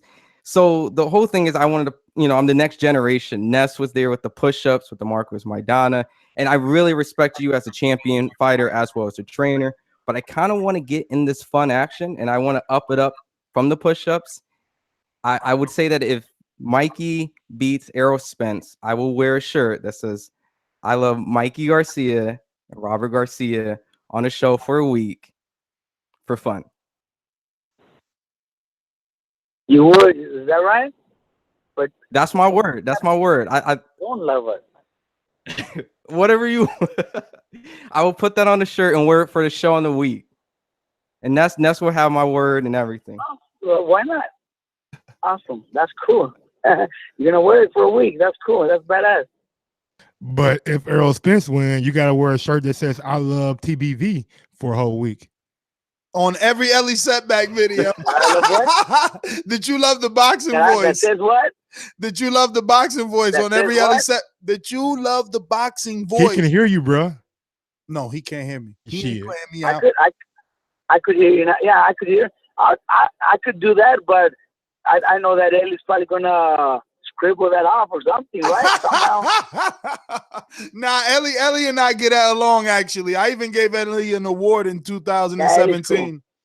But listen, Robert, we don't want to take any more of your time. You've been on here forever. Thank you so much, as always. Whoa, before I want to send my guy Daniel Alvarez, who normally makes the trip from Las Vegas to LA. But he would love to come check out Mikey in camp and you in Riverside, right? You guys are in Riverside? Yes, we're in Riverside. He's Canelo's cousin. All right, so I'll text you in the back end so we could get Danny over there. Thank you again. He wants to be Canelo's cousin. He cries every time Canelo fights too. But he's Mexican and he loves Canelo that much. But Robert, thank you again so much. I know you're busy and this was a long interview. You got a big training camp over there with a bunch of fighters in that stable. We appreciate your time so much, brother. Thanks for having me. Thank you, guys. All right, take it easy. There you have it. World-renowned trainer Robert Garcia. That was a great interview. Mike, I'm sorry. I know you're mad. It was just a lot of Patreons. I know I took over too. I just wanted to spice things up. No. I wouldn't even think about that. I was thinking about it. Between Earl and Gennady was there. I was just thinking about him being so fucking like transparent and being like so jovial with it. I moved up 10 pounds. Not the fuck out, but I moved up. Yeah, I mean, that was like just so cool of him, bro. Like that's awesome. Yeah, man. Great show. Yo, Lucy Ness has one more question. And yeah, I was trying to get as many in there. It was just shooting them off. What up, Daniel? Not everybody did a great job. I wanted to know, man, what's up with the push-ups? I didn't know nothing about the push-ups. What's the story behind that? Yo, that's an Untitled interview. Push-ups was, so we're in San Antonio. It's the night before, Friday night after the weigh-in, but it's the nighttime. Hotel, fighter hotel. We in the lobby bar. Steve Kim is there. Robert Garcia, fucking Robert Easter. Bro, the whole band camp back then, you know what I'm saying? Rashid Warren, even Jamel Henry, everybody's there. This is Broner's big fight. This was alleged headlines all over boxing world that this was going to be a pay-per-view. Last minute, they pulled the pay-per-view, put it straight on Showtime.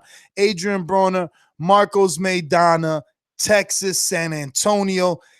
NESGTO flies out. I was a Broner fanboy. I mean, Broner could do no wrong.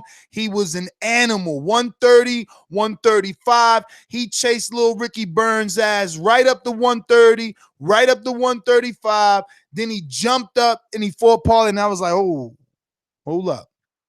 That was a little tight. But I'm gonna still fuck with you. Let's do it. Come on. So he went in there with Maidana. So Friday night, boom, I'm in there. Fucking Robert Garcia sits down.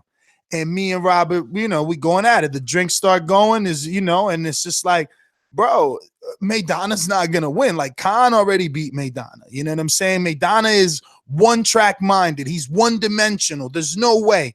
And he's like, bro, you're gonna see. Bet me right now that he wins. I'm like, fuck that. Hell yeah, I'm gonna bet. Boom. Then my biggest dream walks in. Whoop. Fucking Adrian Broner, right? Like, so he sees me defending him, and he sits down right next to me. He's like, man, I'm gonna fuck Maidana. So for me, it's just perfect. I'm just sitting back like, this is what I'm talking about right here. I got Robert, I got Broner, and we talking fucking boxing, and we talking like barbershop. It's like, man, I'm gonna whoop that boy ass. And I'm like, yeah, he gonna whoop his ass. You know what I'm saying? Robert got the drink. He's like, all right, we'll see tomorrow, bro. Everybody knows what the fuck happened. My video is dope. My video should have over 1 million views, but the thing is that no one knows the story. Yeah, but let me see if I can pull it and post in the chat. Yeah, so this is the whole thing, bro. Robert is like Crawford in terms of competitive nature. Bro, Marcos Maidana wins. I'm in the back. I see Broner come. The infamous walkout. Dude. Hey, Mike, I know you was a casual, but tell me you had to have seen that walkout with Broner all lumped up, but he held up. That's why I was doing it right there. By the two bodyguards is holding him up. So I'm in the hallway when that happens. I got my video of that, and I'm like, Broner. I'm asking him questions in the air, whatever. He ain't even talking. His jaw broke. So now Robert comes and Marcos Maidana, right? So, brother, Robert sees me. He leaves Marcos Maidana, runs up to me like, motherfucker, I told you, motherfucker. Yo, all on camera, like super hardcore, like, motherfucker, I told you, motherfucker, I told you, yeah, now you ain't getting no interview, motherfucker, I'm like, yo, Robert, no, you better not. I'm like, yo, Robert, how you ain't gonna give me the interview? Yo, this is big fight, yeah. He's like, yo, you better do some push-ups. You want to fucking interview? I'm like, all right, I'm ready, motherfucker. I'm ready. And I started. He bitched you. He bitched you. I got in the locker room. You would have been outside talking about your Ness. Robert went in the locker room and the security guard, Nesta was in the fucking locker room. Go check the video. No, dog, I set the precedent. Yo, I'm keeping it G. I'm swear to God, if anybody had the time, they could go check videos, bro. I posted in the chat already for you, so everyone can see. I've been sneaking in locker rooms since day one. I used to be in Lucas Matisse shower. In his shower in Atlantic City, waiting. Soon as the fight over, I just pop out like, yo, talking Spanish and shit to my man. I forgot what's his manager name with the funny ass Elvis Presley haircut, but he an older Argentina. Whatever, we'll remember later. The point is, bruh, I've been sneaking in them locker rooms, man. Check me out with Adrian Broner and Porter. I ain't even had to sneak it. I was there all fight. The whole thing. Prayers, after, cheers, all that. Locker room's my thing, man. But yeah, man, I mean, he made me do them push-ups, but that strengthened the relationship because, he never forgets me. He never forgets me. How many push-ups were it? Oh, shit, they said that was Fatness. That was Fatness, too. That was... Yeah, I posted in the chat. How many push-ups again did he make you do? 100 bar? Like, I don't even know, bro. I don't even know. But I tell you what, it's so funny. You can check my Instagram. That day started my workout. So, like, he made me do push-ups. I did all the videos I had to do, flew back, and it was like, yo, Robert made me do push-ups. Now I'm doing push-ups every day. And then I got into shape. No, I'm watching. We definitely have to. I'm on your Instagram actually. Go ahead, all the way to the bottom, B. Like, yeah, I'm going. No, but we got to set something up. Because I'll definitely take a day off work to go. I mean, he broke it down. Abner, Josecito, fucking Jose Ramirez, Mikey, like I'll take a day off work for that shit. Totally worth Bro, it. I've been able to get. You know how many times they told me to go, and I just said it like before. We were supposed to fly over. It's just mad expensive. Yo, you to fly into Ontario is like a $900 flight. Well, no, that's what I'm saying though. Like your flight will be longer and will cost more in dollars than the minutes it'll take me to get there. Oh, so of course. Hey Boy, man, I'm look at the dying to watch WhatsApp Robert real Garcia. quick. Just don't let Ellie hook off on you for taking over his territory. Ellie Nah, gonna what- slap you as soon as you see him. no. When I, Man, Ellie, nah, Ellie cool, Ellie cool. with me, he gonna be all good. What you said, Mike? I said, look at the WhatsApp. We got Yeah. I seen. So we gonna get James the Beast Williams on. Yeah, and he want to do Joshua Franco, and I don't want it to be disrespectful, but Noob. Yeah, we're gonna do prospects on probably we gotta confirm that prospect Wednesday show, and then we'll drop that. Let me do these super chats because Jose Rodriguez got mad. He like, yo, bro, I'm doing super chats. I ain't even reading them. Yo, this morning show was crazy, man. It was like, a lot of beef. But this goes to Mike from earlier, Mike.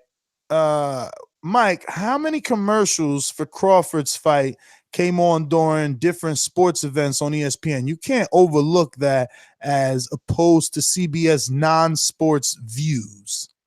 Yo, Mike took the L on the back end, y'all. So don't beat him up about this anymore. Took the L on the back end. Nah, I really thought of some other shit, but it is what it is.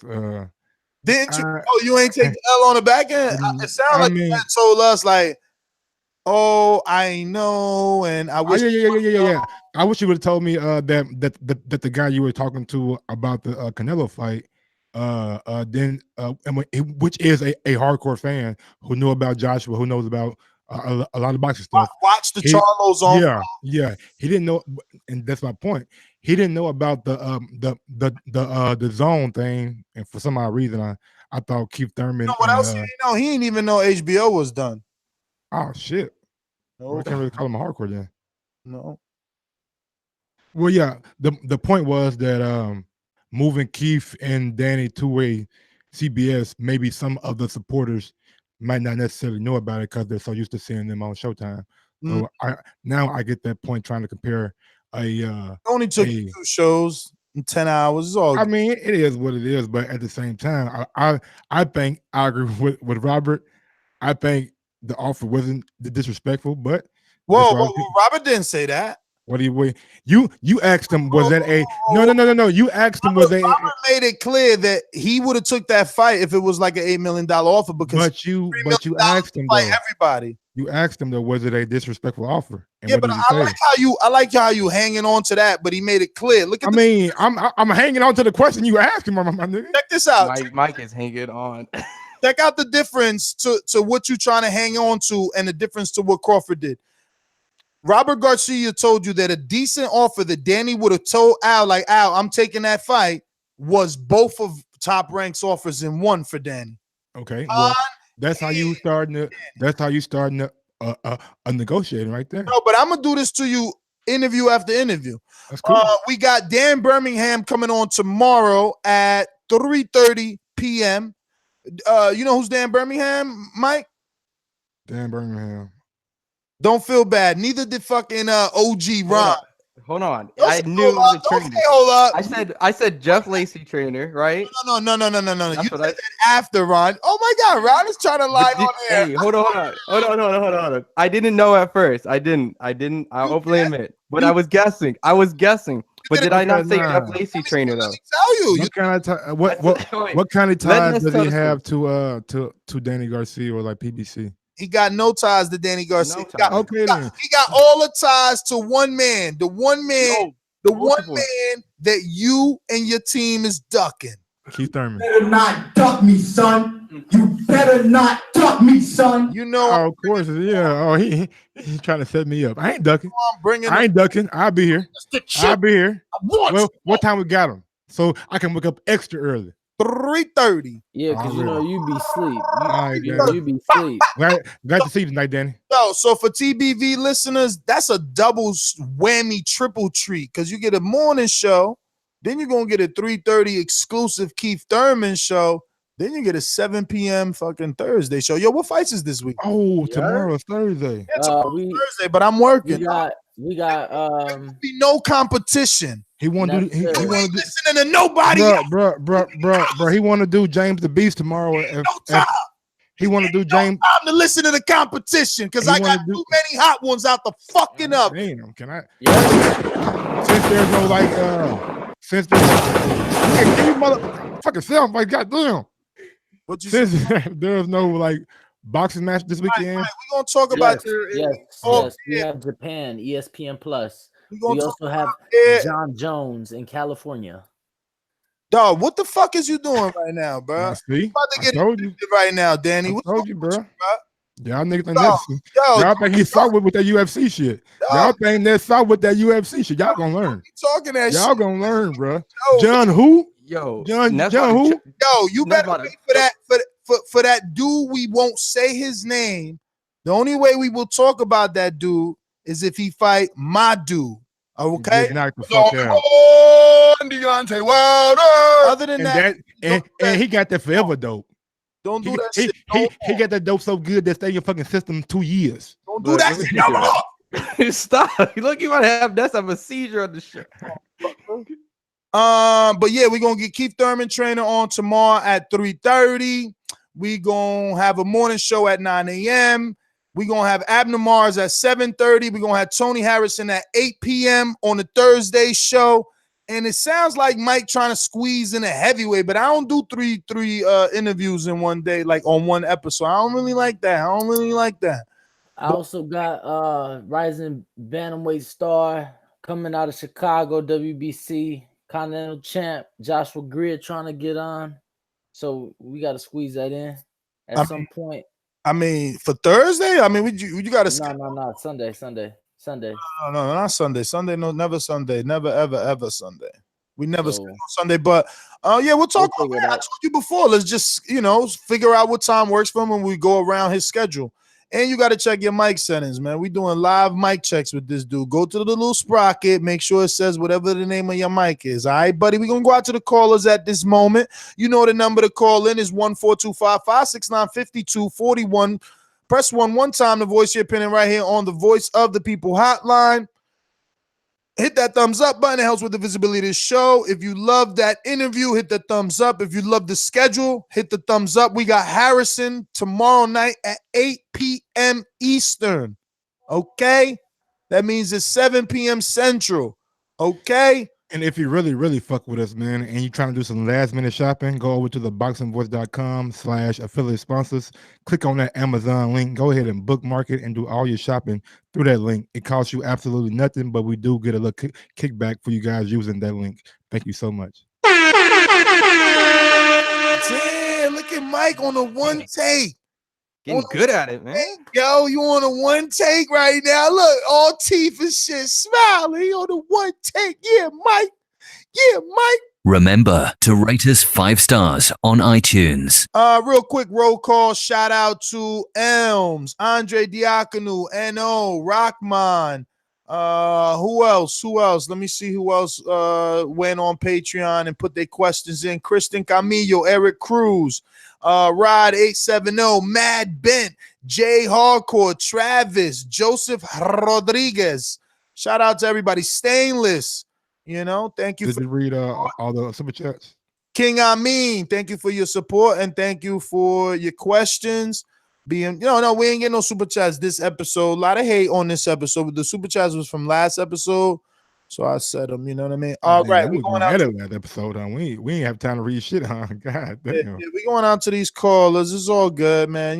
Maybe they love the interview at least. Gay. These calls are brought to you by El Camino Electrical Services, experts in electric vehicle charging stations. For consultations and turnkey installation, visit us at elcaminoelectricalservices.com. You got to get Charlemagne doing that, bro. That archives guy is not that good at. Charlemagne does it way better. Gay. I mean, you could always help with sound bites. You could always send them to me the way you send sound clips. I mean, if you want to be nice, but I think you don't like being nice to Ness. You know what I'm saying? It's all because I don't believe in your. Because you be so disrespectful with him, bro. You so disrespectful with him. Somebody gotta stand strong for him. Somebody we can't always be like the. I put an article in the production chat trying to do a show on Thurman, and Mike straight act like he ain't want to work. I had to set this interview up, schedule this show. Like everybody was ignoring. They ain't want to work today. Ron G, what I say? Bruh, I wanted to. I said all those topics look fine with me. 2019 is Get Back. Daniel. I misinterpreted what he said. He didn't mean it the way y'all said it. You got to reread that quote, bro.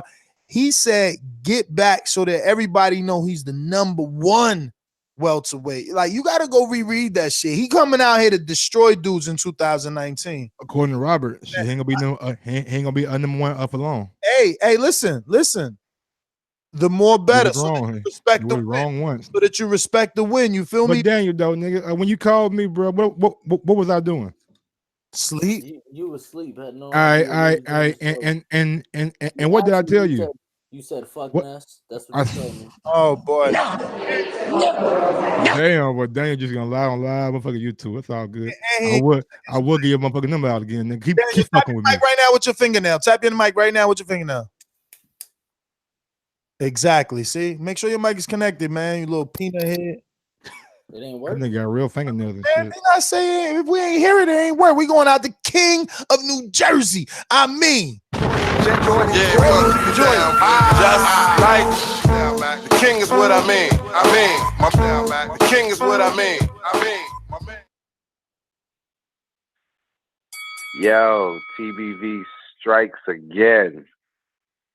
Shout out to my oldest son, King Ty of Elizabethtown. We out here doing this shit.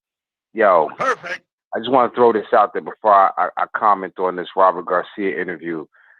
Because some of y'all might not know, man. I mean, if you really follow boxing, first of all, and I'm not going to go deep with it. I'm just going to tell you.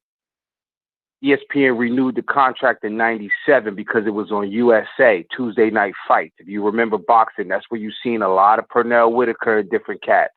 They went boxing, jumped back after 97. They renewed for the Friday Night Fight.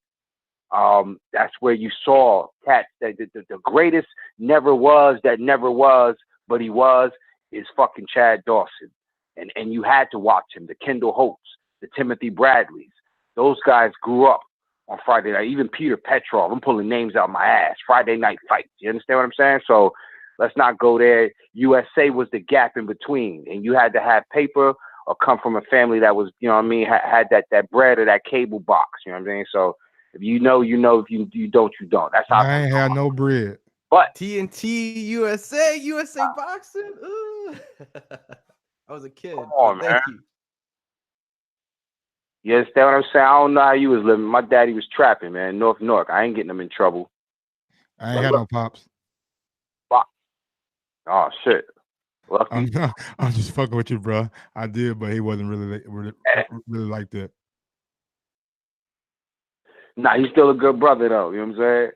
You know what I'm saying? But my mama, he had to have boxing in the house, man. Mom's had to have boxing in the house, and that's how come I became a fan. It's the thing that was in the background for all them events, them late night events when you smelled the funny smoke in the air. They was watching them fights. They was ordering them fights. I seen Larry Holmes, you know what I'm saying, jabbing motherfuckers' face off on it when it was called. So it wasn't even HBO. It was just like something boxing. You had to order that shit. But yo, the Robert Garcia interview, the interview was great, man. I think regardless of what Abner Mares does and Mikey do, yeah, if they pull that off in 2019, for some reason, I think people see him as a fixer. They see Robert as a fixer more than a grassroots. They only see his only guy from top to bottom.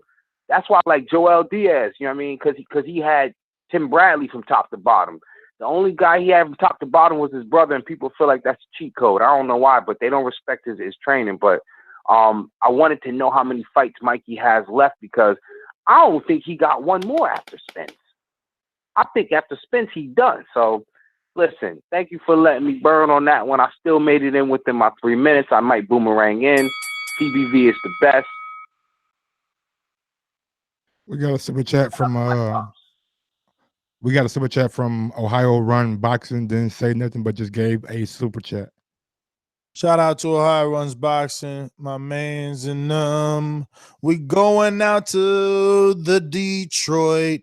Our boomerang of stainless. Straight to the point for those with attention deficit. I'm so repetitive, so I gotta repeat. Stainless from the street to the deep. I'm coming with that heat. All you need to know about me, I'm coming with that heat. Stainless, what up? Get your shit together. I hear hella background. Yeah. Is my volume good? You good now? Yeah. You know, I had y'all on speaker to you. I didn't know you were gonna take me off mute that early. What up, though, TBV? Another one in the bag, B. Just trying to, keep my foot on the neck of the competition. Man, great show, man. That's pretty much my call. I'm gonna be real with you. Great show. I was already impressed with the Garcias. I already respected the Garcias, but I love them cats now. Like, that whole family has always been, like Mike just leaned into, very transparent, honest. You know what I'm saying? Like, I believe Mikey Garcia is challenging himself for greatness right now. You know what I'm saying? I'm not exactly confident or believe that he can beat Earl Spence, but I do believe that he believes in himself. You know what I mean? So that's a great interview, man. It was great to hear my question asked. I love his answer as well, just like his answer to moving up in divisions and getting knocked the fuck out. Like, that dude's real. You know what I'm saying? And I've heard his brother do interviews on here, and I know he's real too. To Danny, Ring Walk Danny, I'm gonna say you need to be Danny Segback. Get your ass out there to Riverside and get those interviews, so we the TBV fans and patrons can really enjoy that shit. I hope we got a fight of the year tag coming up or something soon with my people. Max, man, he's like a brother to me. You know what I'm saying? Shout out to him. He just graduated from college, so I want to make that known. You know what I'm saying? But so I'm gonna get off, man. But I just wanted to get in and say, great call, man. Great interview. You know what I'm saying? And thanks for that. As I always say, please make sure you push the thumbs up and share this and every episode of the Boxing Voice podcast. Fellas, peace, man. Stainless, thanks for calling in. Going out to Jose in Canada. Talk to me. Popping all this champagne, popping all this rosé, getting money like Jose, chain cold, Norway. Shorty wants that foreplay. I'm like, no way. Gotta rock it like Coldplay, killing it. OJ, getting cheese like Green Bay. Yo, boys. I don't know if you guys have the same day in the States, but in Canada today it's known as Boxing Day. I don't know if you guys have that day or not. Do you guys have that day or not? I saw it on my calendar, but Yeah. Well, I don't think we like acknowledge it though, because it's not like really a Boxing Day. It's like a day where and servants or like slaves like got the day off. So I don't think we're really gonna celebrate that shit. No, it's Boxing Day here in Canada, man. We honor this day by paying homage to the great WBC champ known as El Loco. That's me, 2018 Fighter of the Year. Anyway, just thought I would say that. Came back from a devastating, dirty hit to come back to good health. So luckily everything's good. Robert Garcia, man, what can I say? He's an overhyped coach. He's always had fighters that were good but not great. You guys remember once upon a time, Brandon Rios to be the next pound-for-pound champion. Ness, you even had Larry Merchant on your show on the Boxing Voice years and years ago. And even Merchant was saying that that Brandon Rios was going to be the next pound-for-pound king, man. And guess what? That didn't pan out. I don't think Garcia is that great of a coach, man. I don't think he is. I think Mikey, though, is the exception because Mikey is a disciplined fighter. I saw Earl the other day, man, when I was in LA. He was there, eating sushi and hanging out till late, man. I don't know. And what's it called? Charlo was on that same table. I don't know if these guys are disciplined enough, and they're going to run into a guy like Mikey who's training, who's prepared, who's doing all the right things a professional should. So I don't know about this fight. I'm almost leaning towards Mikey, to be honest. I'm going for the upset special, and I'm just hoping it's going to be a great fight. And let's see what happens, man. As per the actual professional boxers, man, fighter of the year is Deontay Wilder. Fight of the year is Deontay Wilder. It's a toss-up between either the Gypsy King or Ortiz. My favorite actually was Ortiz because he came out of what seemed to be defeat, and he ended up knocking him out. So that was a beautiful fight. Mike, keep up the great work, my friend. Every time I call in, I'm going to tell you how impressed I am by you. You're a great addition to the Boxing Voice. The best pickup Ness has done in years, man. So good on you. The other guys, I'm not saying you're not good, but hey, you ain't great. That's Mike, all right? That's all I got, boys. Peace. Bye. I won't deny you. Dollar DiBiase Productions. Come with me. Hail Mary, run quick, see. What do we have here now? Alex Lemon, I see you in the chat, player. Happy to have you back, baby. Need to start calling in, man. We miss you out here. There's only one true home for you boxing fans. You know where it's at, B.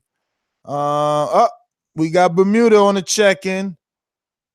I was just about to throw the beat on. Oliver, what up? Yo. What's Can y'all hear me? We hear you loud and clear. Okay, great. I didn't get a chance to listen to the entire interview, but I just want to tell y'all thank you. I'll definitely listen to it tomorrow while at work. So yeah, just kudos to the TBV squad. And also, where the fuck is Matt? Matt Stats at? He prefers to work on his own brand. Okay. All right. All good. Oh, and is there going to be a Patreon show tomorrow? Yes, tomorrow. Yes, there's no show Wednesday because we haven't come up with that. We haven't decided. I mean, I do like the sound of Prospect Wednesdays. Well, yeah, that was one of mine. I like that as well. So once we vote and we decide Wednesday will be done. But yeah, Thursday is definitely Common Creeping Thursday. We got a lot of work Thursday, actually. Thursday, we got the morning show. We got Common Creeping Thursdays on Patreon. We got a 3 o'clock with Dan Birmingham, Keith Thurman's trainer.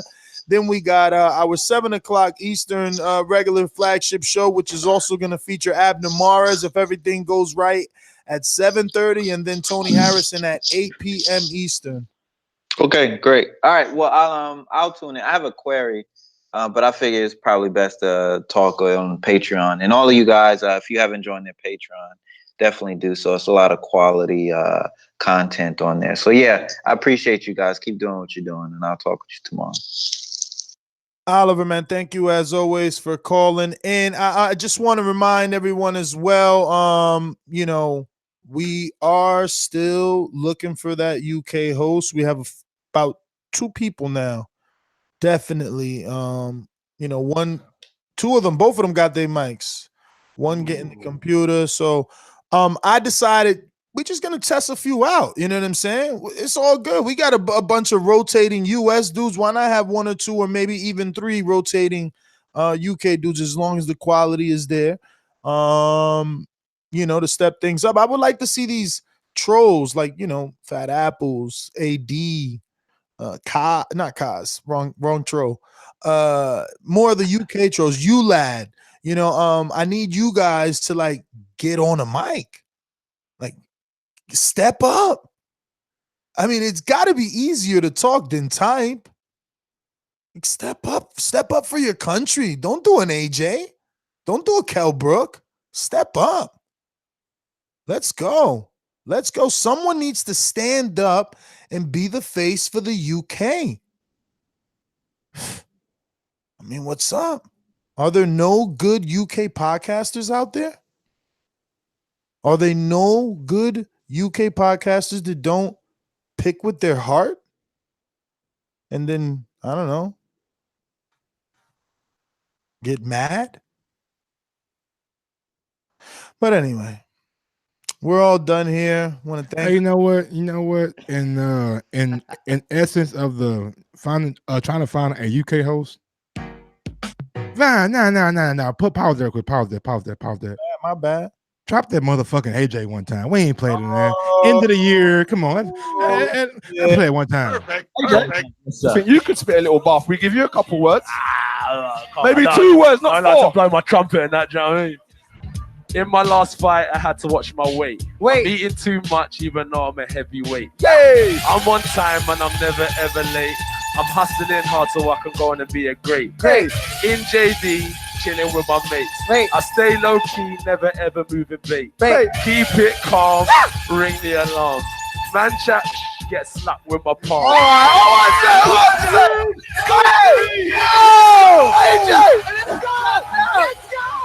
Hey, AJ, man, put that same energy in the last bar into making this fucking Deontay Wilder fight for 2019. Appreciate it. Yo, Omega, check this guy's Alpha Omega Boxing Media. How I try out, then forget the do, just how I try out. Try hitting us up on social media. Start out with IG. Start out with IG. Hit us up on IG, and we'll go from there. There's obviously a vetting process. There's a lot of weirdos out there. You got to be careful. I ain't gonna lie to you. If I come to your profile and you got a picture that I know for a fact ain't you, nigga, I'm not even taking you seriously, homie. Yeah, so spend a lot of time preparing yourself. But we are looking, and we will rotate. And Mike, is it okay to turn on the beat? Or we still got more?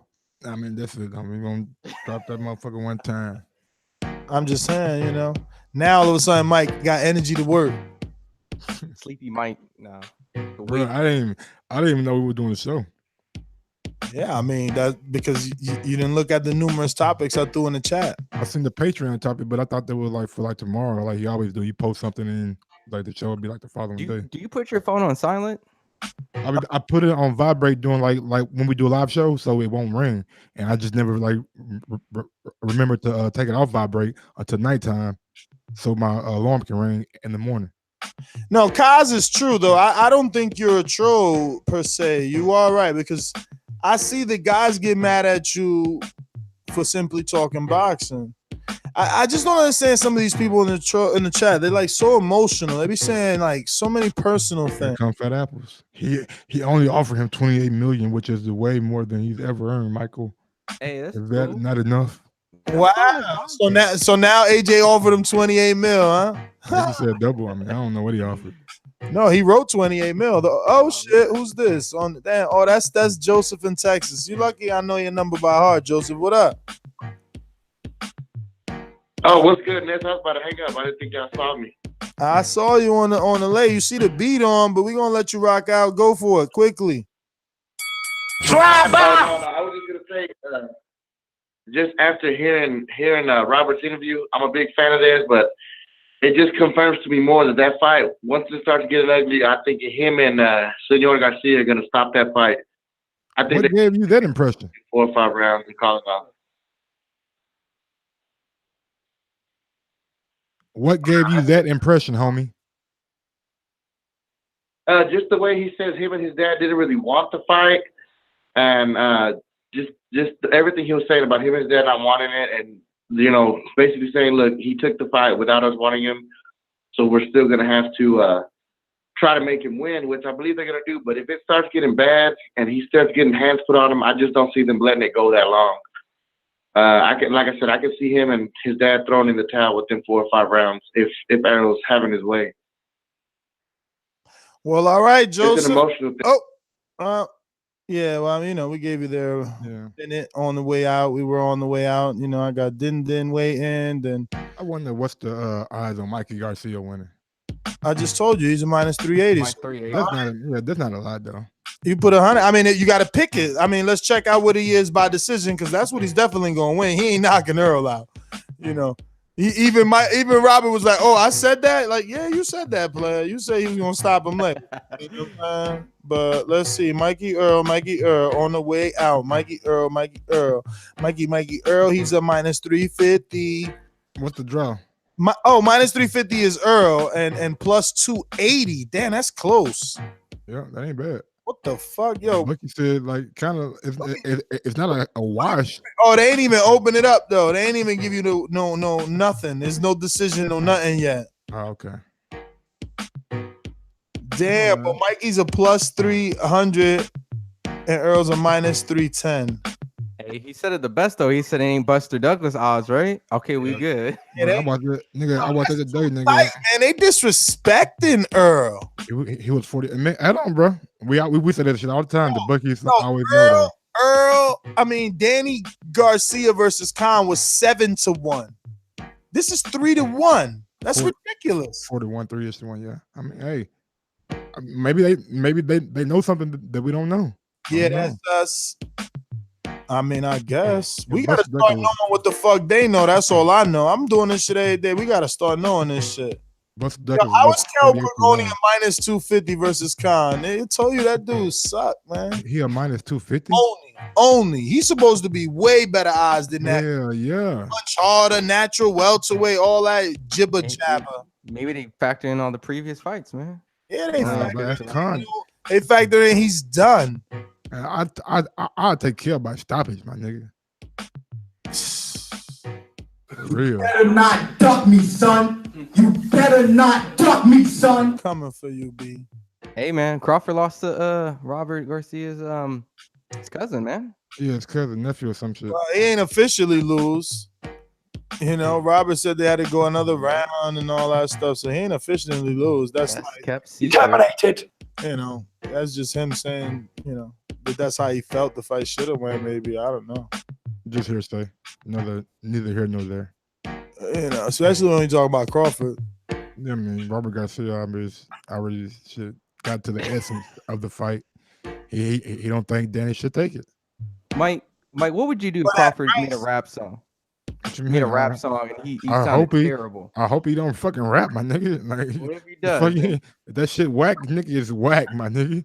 Shit. Whackity whack, don't talk back. Jeezy my favorite rapper of all time. He done make some whack songs, like 1 and 2 that I can think off the top of my head. Bro, don't give me sit here and like everything you do is great. Bro, fuck that. I don't live in fucking La La Land. You live in La La Land. Yo, listen, don't forget to hit the thumbs up button, future, present, past. If you just enjoyed the interview, if you like the hard work, whatever, you know, positive thing you can find, positive reason you can find to hit the thumbs up, do that for that reason. And then subscribe and click the notification bell because we're going live.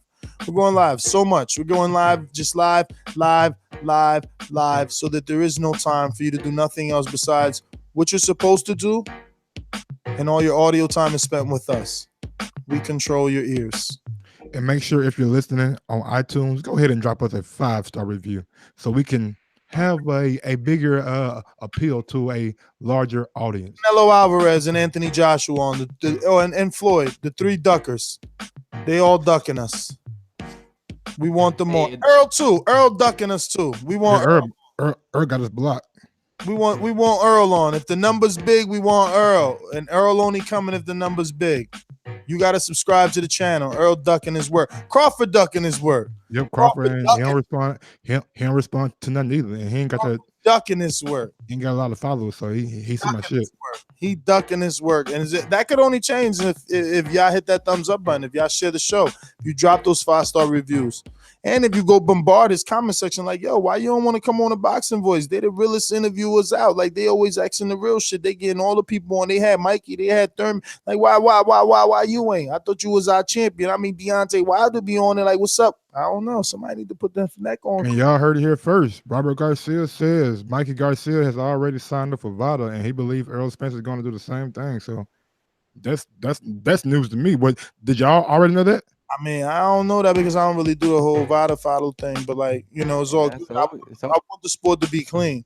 But my job is not to clean the sport. My job is to get the trainers on and the fighters on and the promoters and things like that so that you can ask those questions about VADA because that's what your interest, you know what I'm saying? And my job is tonight to take this motherfucking interview and make sure the fans can get the essence of what we interview Robert about.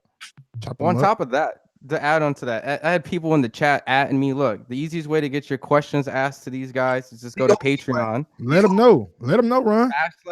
/ThaBoxingVoice with an A. Okay, THA, and just go in there. You can just go in there. There's all these different tiers and just write your questions in. I'm telling you, someone put a last-minute question on there, and Ness still read it. So you don't be coming all late. Let the callers ask the question. Let the callers ask the question. Let me answer my question in the chat now, motherfucker. Go over to goddamn Patreon and sign up. just go to Patreon. We got all different tiers. You know what I mean? You can go real low, you can go real high. You get all different types of perks, but that's how you can ask the question. Man, I mean, Jay Hardcore said it the best. There's a lot of shoplifters, and it's sad. The amount of work that we put in, it shouldn't be an issue. We should be having 100 questions that want to be, that need to be asked to Robert Garcia from our community, because it's what we're doing 24 hours. Minimum of 500 thumbs up every episode, a minimum. I know. I don't even understand. I don't even think 500 is adequate. I think that we should be doing over 1,000 for real. I think so too. On average, we got a per episode, a minimum of like 5,000 per episode. I don't see why there's not 1,000 thumbs up. Like, it makes no fucking sense. Mind you, the Patreon. I mean, we're talking about $36 a year. Jeez Louise. You can't even put Pampers on a kid with $36. Yeah, no, you can't even buy fucking Similac for $36, man. Bro, trust me. I need your shit. Feed a baby with $36. You know what I'm saying? Can't even buy a decent sack for $36. I don't even think you can groom your dog with $36. You can't take a fucking girl out on a date with $36. Can't groom no damn dog with that. Can you buy a dozen roses with $36? Not real ones. Not good ones either. Are fitted caps still $25, or did that go up? Could you get a fitted cap for $36? Yeah, you could. I ain't gonna lie to you. I ain't gonna say anything lie. With the you ain't gonna get a new era, though. You ain't getting no new era fitted cap for no. Shit, you ain't getting a snakeskin bill like. Oh no, you ain't get snakeskin now. Yeah. You ain't getting the leather and You shit. ain't getting one of this shit like DS. Trust me, I go to Lids a lot, homie. This right here, DSG. Ooh, okay. Don't stop grinding. I was gonna let that Garcia hate on this. Hey man, you gotta get Andrew, bro. I fucking love Andrew Garcia, bro. These Instagram is little man. I'm working on. Oh my god, he's a good Instagram follower. We got lined up. Look at tomorrow's gonna be a jam-packed day because them interviews lined up. We are in seek of an intern. We need an intern. You should be paying us, honestly. I got 3 weeks. If you hang with me, your Rolodex gonna be too thick. So you gotta be paying me to be my intern. Fuck that. I got 3 weeks. Then I'm like full time. No more school. Hey, no more writing essays. Hey, hold on. No more. Are you gonna be full time, as in like not sleeping too? Nah, he always gonna sleep. He gonna sleep over them. You know what I'm saying? Sleep. But all he gotta do is just Anyway, all fair topics, untitled topics. Head on over to patreon.com/ThaBoxingVoice, the backbone. The reason we're here, patreon.com/ThaBoxingVoice. Let's make sure that these hosts remain here by getting Patreon to its 100% goal. We're at 24%. We're putting in that work. You got 5 shows a week on Patreon, 5 more morning shows a week right here on YouTube. And you got your Thursday flagship edition. Catch us tomorrow at 7 p.m. Eastern time, and Thursday for that Crow edition, 7 p.m. Eastern time. I'm your host, Nestor Gibbs. Find me on Instagram and Twitter at NestGTO, and you can catch my co-host at. You can find me at Ron G FIQ. Yo, I got some shit up in my throat. Yo, appreciate Robert Garcia coming on the show, as well as all my cool panelists, everyone in the chat, the super chats, everyone coming in. Look, just remind everyone, I took a bet, Robert Garcia, so everyone knows that if Mikey Garcia wins, I have to wear I love Mikey Garcia and Robert Garcia for a week. Granted, I thought you had to wear Robert and Mikey as my daddy or something like that. I don't know what he said. I just bad. hope I don't have to wear shit. But if I win, he's gonna wear TBV for a week on a shirt. So with that being said, it's gonna be an epic Crow week. Ness still gonna do his push-ups too. But either or, I'm gonna pass it to the people's champ over here, Mike. And that's why I get my shit out. Go ahead and give me a subscriber check. You can follow me on IG at Gross1911 or on Twitter at Gross2312. And yeah, man, we really do appreciate Robert Garcia for coming on, man, and giving some wisdom and some insight to like different topics. And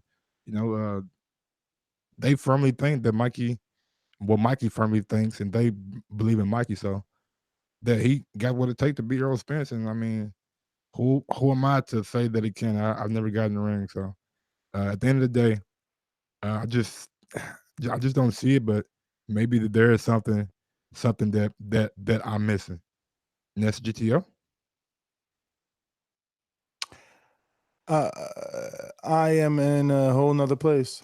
Oh, okay. Well, Boy, I'm gonna have to rewind this episode to make sure he didn't say my daddy. Nah, he ain't say that. I was just fucking with you, bro. I was just fucking with you. Come on, Earl. I was just fucking with you, bro. Terrible He ain't put shirt. that in the thing. Have me sweating, Mike. Don't That's ever all good, bro. Man, it's gonna be a tough fight. You know what I'm saying? I just think Earl's personally, you know what I'm saying, too big. But at the end of the day, man, boxing, I mean, like, sports are made to be played, and sometimes upset happens. We've seen it happen last weekend. All righty then. Let's catch you guys mañana. Peace.